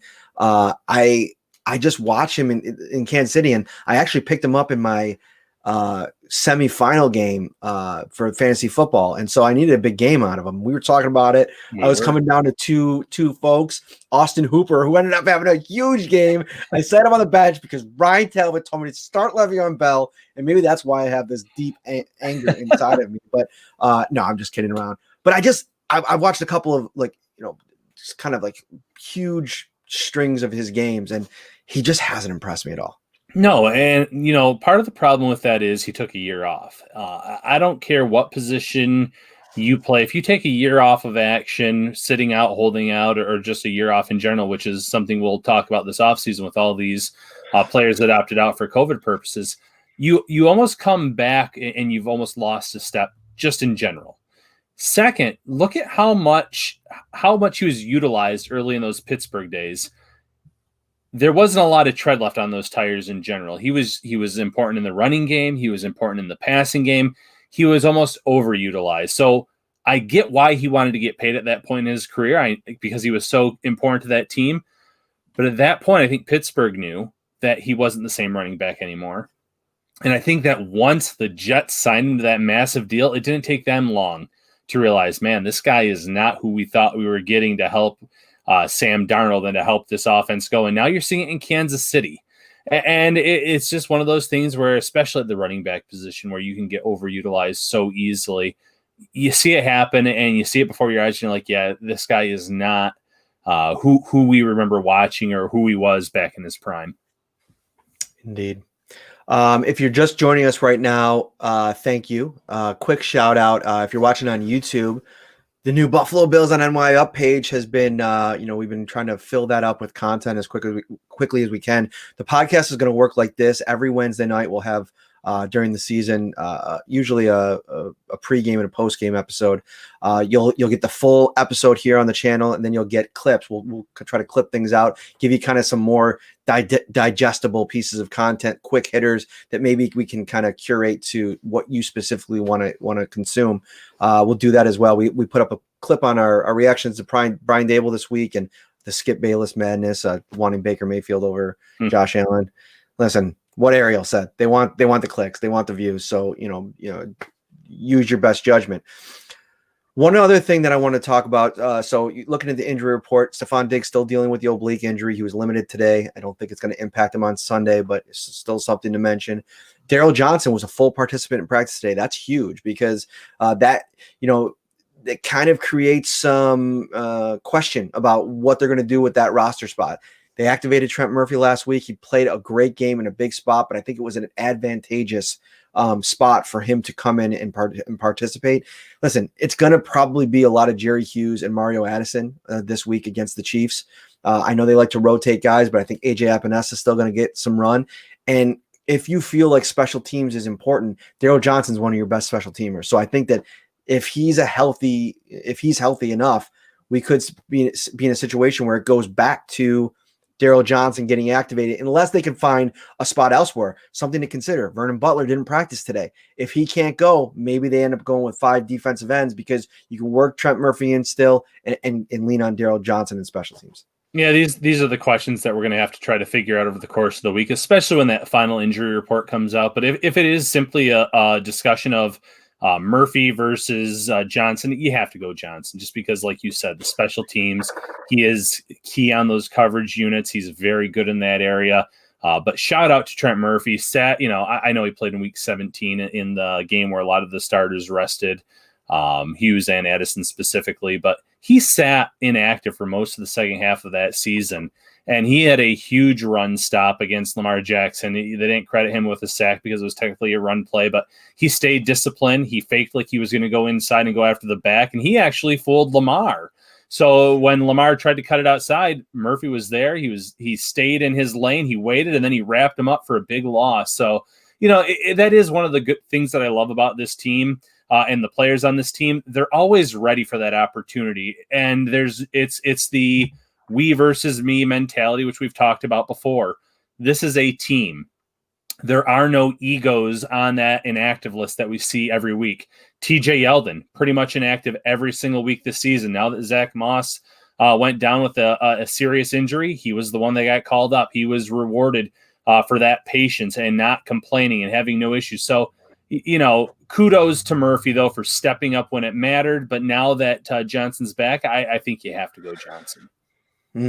Another interesting storyline to watch, it was mentioned in the comments here, is Gabriel Davis suffered that ankle injury. He played through it against the Ravens. And so my first inclination would be like, we'll watch and we'll see if he practices tomorrow or Friday. My inclination would be that he might probably be good to go for Sunday, depending on the severity of that thing. And you never really quite know for certain. But it brings up another point. And, there was one aggressive gentleman on Twitter that seems to be a very big Kenny Stills fan, and rightfully so, whatever gets you going. And he keeps posting every time we talk about an injury, a gif of Kenny Stills. And that, I think, finally, Ryan, that's in play this week. First of all, we've had a couple days here and a couple weeks here for him to kind of get acclimated, learn the playbook, kind of maybe go through the motions of the different types of roles he can play. And that's the cool thing about Stills, is I think he's very versatile. He can play multiple spots. You could throw him in the slot. You could throw him in a 4 wide receiver set. You could throw him on the outside at either side. So we'll see if maybe he kind of factors into things. If Gabriel Davis can't go, the more I think about it, the more I think that if Gabriel Davis can go and they feel comfortable with it, I still don't think we see Kenny Stills, but they brought him in here for this exact reason. And if Gabriel Davis can't go, I think Kenny Stills is a viable, he's in play for this weekend. Yeah, I mean, at worst, you elevate him like we've seen the team do with these 2 practice squad players. And for the last few weeks, every practice squad player has been on that inactive list. But bring him up as that emergency option in case Gabriel Davis, something happens in warm-ups. Or maybe you just sit there and say, well, he's going to play, but he's not at 100%. We have to limit the snap count, and we can take X off the field, whoever that player is for this game, and we can add Stills to that roster. And like you said, he can play inside. He can play outside. Maybe the Bills throw something at Kansas City that they're not expecting, and they get 5 guys out there at once, and they're running routes. So, like you said, Stills has been here long enough now that he probably has a good enough knowledge of this offense. He can go out there. He can contribute if his name is called upon, and that's the beauty of this team and this roster. There are some big name players that were on the market or recently released that wanted to come to Buffalo, not just because of where they were in the playoffs, but because of the culture that this team has built, the winning that this team has built over these 4 seasons, this, 3rd playoff appearance in 4 years. Now they're in the championship. People on the outside are taking notice. Guys like Kenny Stills, this is a great opportunity for them. Even in these few weeks, if he doesn't play 1 snap of action, Matt, he's probably shown this coaching staff what he's like as a locker room guy, what he's like as a teammate. And it wouldn't shock me one bit if he's back on this roster next year, where he would then play some kind of role.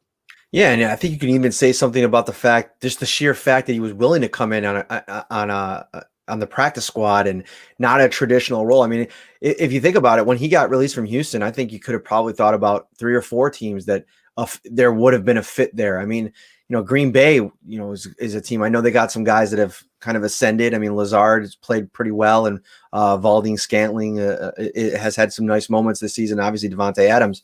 But there's a bunch of different teams that you'd probably figure he could have fit in with, and he was willing to come here, come in and earn everything he's going to get, as Sean McDermott likes to say, on the practice squad. And I think that speaks volumes about who he is. There was one question in here, Ryan. Why don't you read that off? From Bob, because I think that is interesting. We could talk about that a little bit. Yeah. So someone said, what do you do during the off season as far as content? Well, to be quite honest, there is no off season in the NFL. As soon as this is over, I mean, you're talking owners meetings. You and I have been around long enough to know that before Sean McDermott, a lot of the times the end of the season meant new coaches. So who are they going to bring in there? Most years, thank goodness it's not this way anymore. I'd probably already would have had like 3 mock drafts out for the Bills. So thank goodness. That's crazy. I didn't even think about that. We haven't done 1 mock draft yet. I've been not one. I love it. Any draft stuff yet? I haven't looked at anything. No. Hey, whoever's there in the late 20s or maybe 32. I love that. But this offseason goes by so quickly that it'll be draft. It'll be rookie mini camp, it'll be OTAs, training camp, and then we're right back in the swing of things. So I know it's probably cliche, but there truly is no offseason in the NFL, in my opinion. Yeah, I mean, we're gonna have this thing dialed up, man. I mean, we started end of April was our first show on the podcast officially, and we had a full lineup of guests all summer long. I mean, that's the plan again this year. I mean, I want to get players. I want to get former players. I want to get celebrities. We're going to have one in 5 minutes. This is his 2nd appearance on the show. I mean, we're going to bring you content all off season long on this YouTube channel. So if you're watching, subscribe so you can make sure you get these notifications when we go live. We're so appreciative of you guys, Bills Mafia, supporting us. What was the other thing I wanted to talk about here real quick? When will we see Perino be put through the table? PJ's talking about that. Listen, if they win a Super Bowl and you guys want me to go through the table, I mean, who am I to let down the fans, man? I mean, if it's something you're really passionate about and you can get like, I don't know, 1,000 retweets on a tweet or something, or 1,000 likes, I'll do it. Something like that. I'll put them through the table. No. All right. Like tough guy out there in Olean. All right, I see you. That's right. PJ, speaking of which, funny guy over here. He always comments on my clock. Here's the thing. It's always going to be set to 5 o'clock. No specific reason. That's just the time that it got set to when I put it on this little wall. The reason I have it up is because it says Perino's Sports Bar. It was a really cool groomsman's gift. And when I turn it on, the only way to turn it on and make the hands move is if it's lit up neon. And it's a weird viewing experience. So PJ, it's always 5 o'clock on the Shell Football Podcast. All right, let's move forward here. What else you want to talk about here, Ryan? We got a couple minutes before Jason comes on. There was someone else that mentioned during our Stills talk that said, well, what about touchdown Jesus Jake Kumaro? That has not been made official yet, but we did break that he's coming back. He intends to join the practice squad. He's an option if he's ready to go by Sunday night.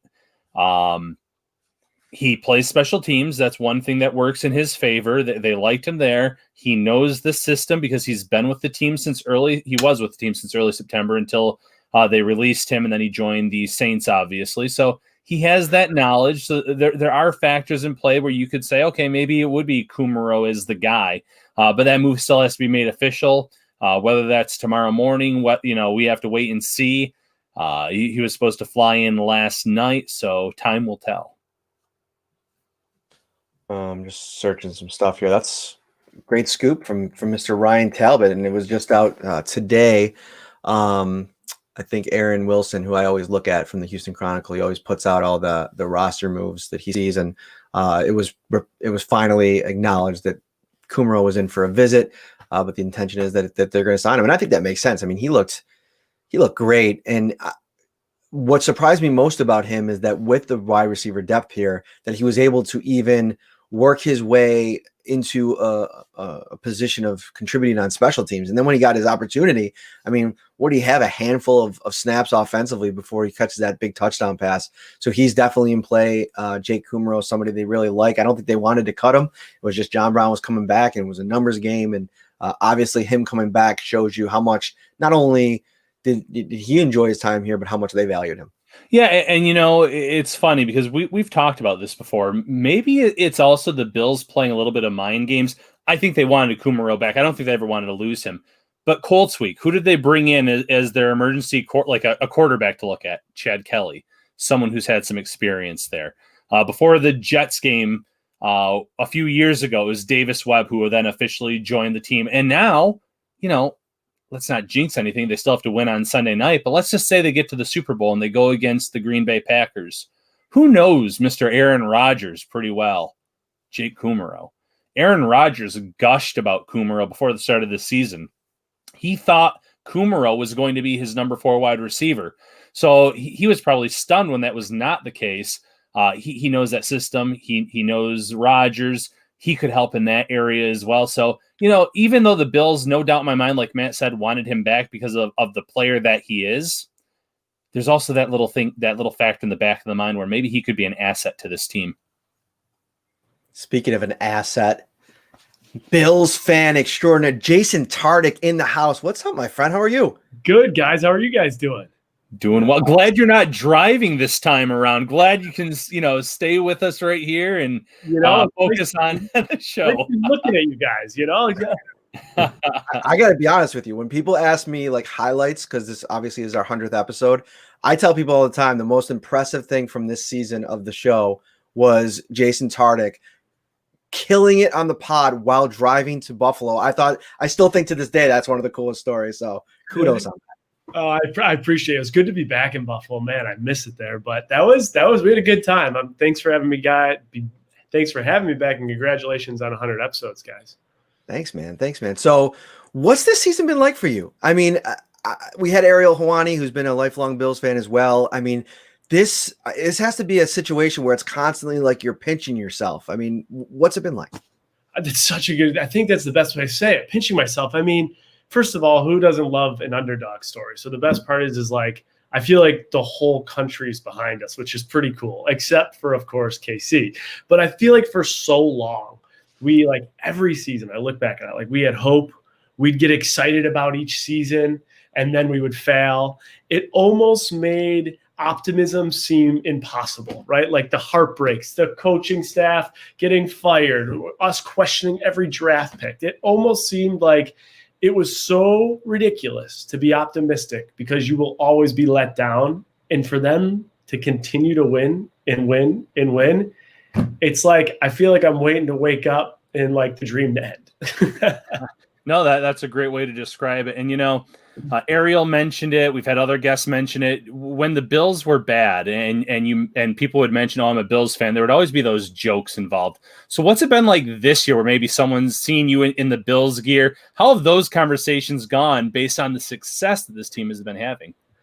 Honestly, full 180, right? I mean, it's crazy. Like, guys like Jim Cramer reaching out. I think we got all of Bachelor Nation involved. And, you know, it's kind of what's interesting, right? I think if you look at like national spotlight, we haven't had, like, we don't get primetime games. I think 2016 to 2019, we got 3 primetime games, and I think we won one of them. And then this year, for Buffalo to continually be on the spotlight, right, between the 2 playoff games, and I think we were 3-1 regular season on a national stage, but to thrive in a national stage, go up, and then smack the Patriots around, it's so exciting to see them get this attention. They deserve it. So what was the part of the season where, because I was asked this on a recent show, and I think this is a really cool question. What was the part of the season where you were like, okay, this is different? Like, because I feel like there's been Bills teams in the past. I mean, you most recently probably Ryan Fitzpatrick, his tenure, and you can go back to Trent Edwards and tons of different stories where, you know, they kind of reeled you in early and things kind of went bad before too long. What part of this season where you were like, oh, wow, this is different? Or did you kind of feel that before the season started that this was going to be different already? You know, I did. I think last time I came on, I didn't rewatch it, but I believe one thing we said was the team around Josh Allen, and so this is it for him. He's now comfortable in his position. We gave him some targets. Defensively, we're sound. He's got an O-line. He's got running power, and 2 of them. We were just like, it's up to Josh Allen. And I think what was surprising to me is I was just waiting, you know, the first win, second win, third win, fourth win. Okay, here we go. But to break that 7-game streak. And I think the one thing that's blown me away is the consistency. Like, even when we lost to Arizona, I remember that game. I was so pissed off. That was ridiculous. But I still, at the end of that game, was like, but I feel optimistic we'll bounce back, and we did. Other than Tennessee just getting blown out by the Titans, we should have won Arizona, and KC was tight. And what I think, if you ask me, like, what's the most surprising, it's the nonstop consistency, because we haven't seen that, I mean, my lifetime, really ever. Yeah. You know, before I move on to this next question, I wanted to talk about the Arizona game real quick. Do you think maybe that loss was a good thing for the team? Because they talked about, Deion Dawkins specifically in his Players Tribune piece, talked about the fact that Arizona was celebrating like it was their Super Bowl. And the Bills said, you know, this isn't the Super Bowl. It's just one loss. We can regroup. Mario Addison on Instagram said, you know, we're going to bounce back from this, you know, something along those lines. And then they went undefeated. They ran the table. So was that maybe a good loss to get them refocused and recharged?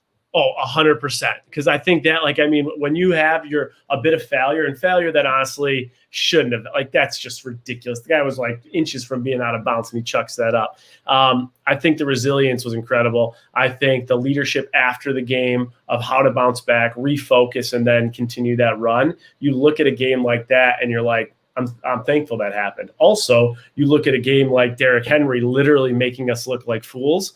I'm good with that. I think that motivates the defensive team, puts them in a position to prepare for a guy like Derrick Henry coming down the middle. And that's the cool thing about this team. Every failure, I think, has become a success for us, which is it's fun to watch.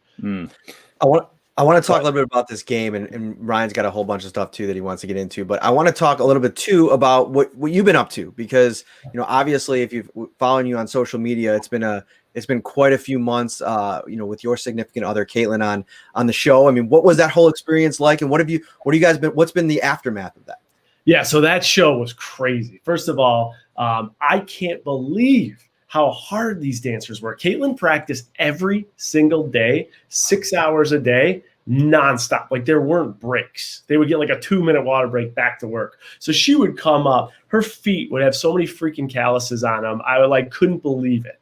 And so the way that they work was just incredible. But to see it all pay off was like a wild ride. And I never expected it. And also our expectations of what it would have been versus what it was so different when we got down there, right? Obviously with COVID, I thought I was allowed to attend the show. I couldn't attend one show. I didn't attend one show.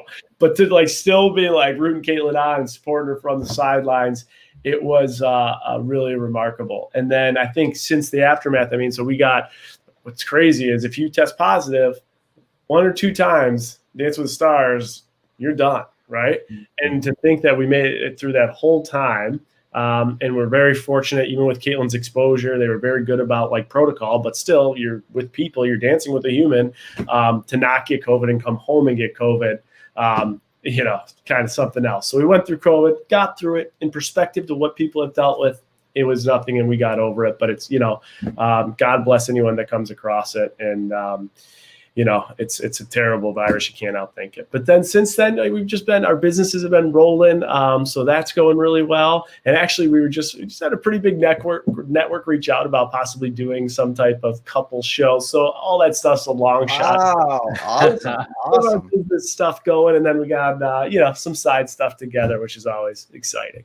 Well, I'm not a huge, I've never seen the show actually. And so, but I have friends that are just absolutely addicted to it, guy friends that I never kind of really understood, but I kind of see your guys, since we had you on the show, I see your guys' social media and it's super engaging and it's I can kind of understand it. Plus Heather, who was on the show with us last time, she always talks about watching all the seasons and everything like that. So listen, it's super popular. I think I would tune in. If you do a show, I'll tune in. All right, I'll let you know. We'll see what happens. All that stuff is, you never know, but if we do, man, I'm telling you, you're going to come check it out. We're going to come to Buffalo. We'll make that part of the show. Beautiful. That's awesome. So, Bills, first AFC championship game since the 1993 season. First, what were you doing around that time in 1993? Oh, well, technically 1994 when the game was played. And then what are your plans for Sunday night this year? Okay, I love that. I got to pull up this picture, okay?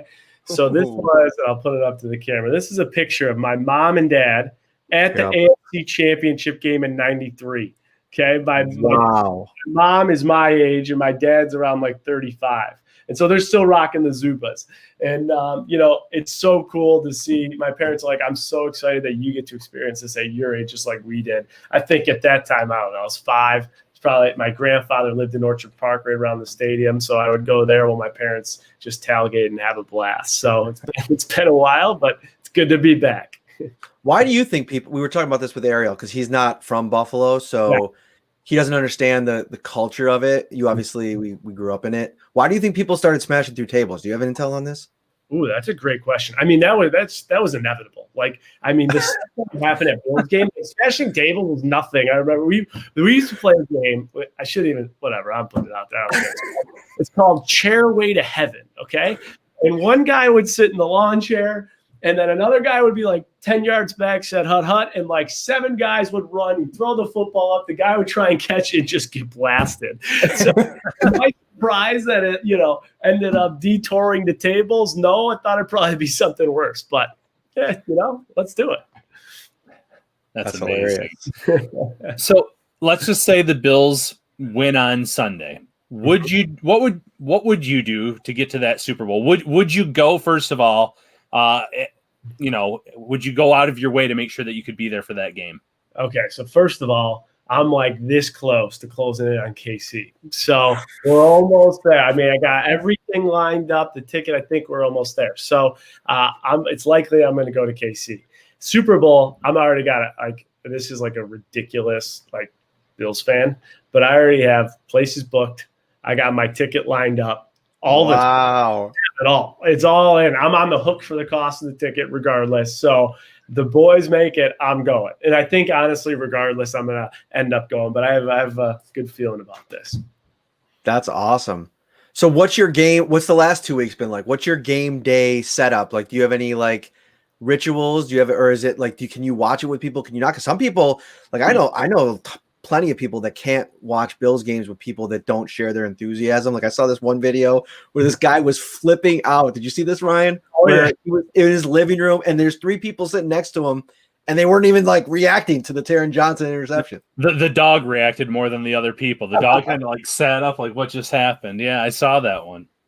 I love that. I mean, so what we've been doing, a little superstitious thing. There's a girl who owns a business in Nashville called Reworked. And so what she'll do is she'll buy vintage stuff. And then she like makes it her own and sends it. And she sent it as a gift. It's this Bills sweater. It's so old. It's got the Puma logo. And then she did the tie-dye. So it comes in the mail and I wear it. I'm like, oh, we won. I'll wear it again. Oh, we won. I've worn this sweater. We're 8-0 in this thing. So I will be rocking. I haven't washed it either, which is gross. But it smells like a mix of Labatt's. But I will be rocking that sweater. And Caitlin's even on board. She's got her Jim Kelly jersey now. She's been wearing that every week because we won with it. And I don't know if you saw Caitlin's stories last week, but if you missed them, I got a post I'm ready to fire out Saturday. Caitlin went through her first table, and it's all on video. Wow. Well, that's the kind of content that people are here for. So at tables, you mentioned tables around Bills fans, and that's when the party starts. Get excited. So let's get into this Chiefs game a little bit, because I think that I want to take your temperature on where you're feeling going into it, because listen, there's a lot of positivity around this game. Like it's not just Patrick Mahomes being like, his status being up in the air. It definitely looks like he's trending towards playing, and rightfully so. I think if you're any self-respecting Bills fan, you want Patrick Mahomes in this game. You want to beat the best. Maybe you don't. I don't know. But listen, here's the situation is I think the Bills are set up pretty nicely in this rematch. I mean, they played with a lot of pieces in the first time around. I like a couple of their matchups, specifically their skill players against defensive players for the Kansas City Chiefs. Where are you sitting right now, about 4 days out? Yeah. So, okay. So first of all, I'm paying very close attention to the spread. It opened at 3, went down to 2.5. It's now at 3. I'm interested if that's baked in with the assumption. I think it is, probably with Mahomes playing. What I read the other day is Matt, you're a respectful man, but if Mahomes plays, the Bills technically, based on historicals and analysts, have KC has a 69% chance of winning. And if Mahomes doesn't play, that likelihood goes down to 32%. So I just want to win. I don't care. It's done. But I think one thing that's been good for the Bills is, again, learning experience, right? You look at the Indy game, and I loved how our defense adjusted for Baltimore. So I think we're learning, we're becoming better, which is fantastic. The coaching regime is making some serious adjustments. One of my biggest concerns for the game is that we haven't had 100 yards rushing plus in 3 games straight. And I think on I think it was like 16 attempts, we only ran the ball for 32 yards. And how many times did it set us up for the long third downs? And so I just think with Mahomes and Kelsey and all their threats, Hill, it doesn't end. You have to put up points. And I think to do so, obviously, you need a little bit of a running game. So I want our running game to be a little bit better than it was. Our defense has to just be unstoppable. But for us to win this game, we have to put up points. Our team total on Vegas odds is 26.5 points. That's what Vegas has the Bills at for their over-under. I think we score over 26.5 points, we're going to have a damn good chance of winning this game. But we need to put up points. So, I could go into this game and talk about it all day, but those are just some thoughts because I know you guys have been going for a long time there. That's all right, though. You got the group? Do you got a group text of other Bills fans that are figuring this all out right now? Oh, yeah, we got it all figured. So we think. I think the other thing, too, is Kelsey had 2 touchdowns against us. Mahomes' red zone conversion is incredible. Actually, Josh Allen's is better. His for the regular season game, he surpassed Mahomes in red zone passing. But, you got to stop him. What also scared me, too, is with Henny. It showed how well their system worked when he converted that, I think, 3rd and 18. And that's a system that we got to prepare for. Somehow, some way, we got to do it. Yeah, no, that's a great point. So obviously Josh Allen has to be great. Stephon Diggs has to be great. But do you have an X factor for this game? Maybe one on offense and defense, where if this player does this, because you just mentioned Travis Kelce, for instance, they didn't have Matt Milano in that first game, so maybe it's Matt Milano for defense. But do you have an X factor going into this game that could maybe turn the tide for Buffalo? I think back to my point about running, if we can get the running game together, that's huge, right? So that's a big one. The other one is that if Buffalo gets one more receiver that becomes a big threat, you're looking at a potentially like undefeated team. For us this year, it's been Cole Beasley, and having him as an option when Diggs is obviously the show that he's been and has the success that he has. Every coaching staff is going to coach around Allen and Diggs. You have to. But when Beasley's been able to step up in that slot position and really perform, it's made a huge difference for how I think defenses will defend us. And Beasley was a little hurt. Something's going on with his injury. I think we saw it a lot last game. I think if his recovery is going well and we can really involve him, and couple that in with a running game that has been pretty much non-existent lately, I think that could be the X factor. So one big overarching theme to this game for me is the Patrick Mahomes versus this Bills defense coming off of how poorly they played in the first time around, and rightfully so. I mean, they were missing a lot of pieces, but I think that there's a little bit of a mental edge for teams when they kind of win a game, maybe in not playing their best game. I think Kansas City's going to come in here, no matter the circumstances, no matter who they have, who they don't, kind of strutting around a little bit at home against a team they beat pretty handily the first time around, despite so. And I know Andy Reid has said they were missing people, and he said Sean McDermott today should be coach of the year, that all of the niceties. But I think there's a lot of things to like about defensively the way the Bills are playing right now against this Kansas City offense to hold them to and low enough point total to where this Bills offense could score enough to win. Because I think at the end of the game, all this is going to come down to Josh Allen. I think it's been building to this moment. And my gut feeling is that he's going to be game in that moment. Yeah, I agree with you. And I think Josh Allen, from a playoff perspective, I think after his interview with Diggs, he's one of the comments he said, hey, listen, a win's a win. It was a team win. I think we can all just put out there that Josh Allen's year of passing over for 4,500 yards, all the time, I think almost close to 50 touchdowns, QB rating of 107 was just incredible. Have we seen a pretty good Josh Allen in playoffs? We have. Can we see a better one? 100%. And so, the playoff jitters are gone. He's got his team playing the best they can. I think if we can see the pinnacle of Josh Allen that we saw during the year, it could be his time to shine in the most beautiful, perfect stage there is. So I agree with you. He's a huge piece of this puzzle, and I don't think we have seen the best of Josh Allen yet this playoffs, and I think and hoping we do. So you're a huge Bills fan. What else would you consider yourself a fan of, or is it just kind of like Bills? I mean, Sabres maybe. I don't know. What are you a fan of? Yeah, big Bills fan, big Sabres fan. From a baseball perspective, I'm a Yankees fan. So I don't know. Yeah, I guess from a sports team perspective, yeah, that's what sport am I missing there? Oh, basketball. I'm a Lakers fan. Cool. But yeah, this is my. It's okay with me. I'm a big LeBron guy. So there you go. Okay, but I'm all in on these guys. I mean, this is you asked for my number one team. It's definitely the Buffalo Bills. What else you got? And you said you were going to drop a big video Saturday, so fans can look forward to that. What else you got going on? What else do you want anybody to know about? Anything that should be on everybody's radar? Yeah, sure. So I have one of my companies that's been a focus is called Restart Reset. We really focus on personal finance, career development, and we bring in new celebrities and industry experts weekly to help kind of teach us the lessons that just aren't taught in school. So that has been a fun project I've been working on.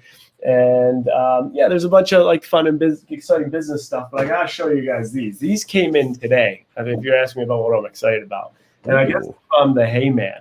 And so, I mean, any Bills fan would appreciate this, but I want to do a little unboxing here. They got the Zuba tissue paper, and then look at these freaking custom shoes. Wow. Set. This is my first time actually seeing them and open them, but look at those puppies. So I mean, I want to plug all my businesses right now, but I gotta plug the Heyman, because these puppies just came in, and these are gonna be in good shape. That stripe is fire. That stripe is that's a nice shoe right there. I think these are Air Force Ones. Like, I don't know. So anyway, that's amazing. Well, very cool stuff. Thank you so much for taking some of your time tonight, man. This is, when we started putting together this final show here, Ryan and I were throwing around some names who we really enjoyed through the first 100, and you were at the top of that list. So we appreciate you always being cool with your time, and it's fun to just catch up and kind of tap into the excitement, because we cover this team. It's become like a job for both of us, and so we have a lot of passion for it as well. But it's nice to tap into that fan part of it, and looks like you're amped to the gills, so that's cool. I'm ready to go. Matt, Ryan, I appreciate you guys having me on. Congratulations on 100 episodes. Like, for everyone that is watching and listening, these episodes take a lot of time and effort to put in, and to reach 100 and do it consistently is awesome. So cheers to your show. Congrats. And let's get that win in KC. Let's do it. There you go, man. Thanks again. Take care. We'll be right back, guys. Ready for football? With every game a home game, Tops is ready for you with its TV a Day giveaway. For 6 weeks, every day you shop is a new chance to win a massive 70-inch 4K TV. Shop Tops for the best deals in town, in-store or online to win. All right, that'll do it. We're going to do final thoughts here. We got another show coming this week. We're not going to leave you hanging. We're going to go in depth. I haven't even really started my hardcore research for this game yet, just because there's been so many moving parts to this week. I'm hoping to do that later tonight, early tomorrow. If you're watching on YouTube right now, thank you so much. Hit that subscribe button, hit that like button.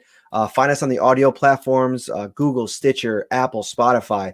Subscribe, rate, and review there. We'll be back on Friday, somewhere around the 6 o'clock hour. Haven't determined a final time yet, but keep an eye out for that. Sometimes we post the show, and if you notice it and you kind of set a reminder, sometimes we change the time. So set that reminder so you know when we're going to go live, because there's a lot of moving pieces this week. Ryan, give us a final thought.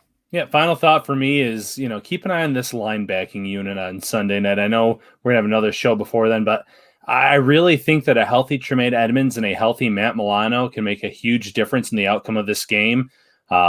Kansas City has no shortage of weapons. But if Buffalo goes with a similar game plan, I feel the tackling is going to be better against the run, and you might have a guy that can slow down Travis Kelce a little bit better than what the Bills did in that first matchup. So early thoughts on this, like you said, before we do our deep dive, keep an eye on that linebacker unit. All right, everybody. For Ryan Talbot, I am Matt Perino. This has been the Shout Buffalo Football Podcast number 100, and we're just getting started. Thank you so much for all your support. Keep it locked on to Syracuse.com, NewYorkUpstate.com. We will see you this weekend.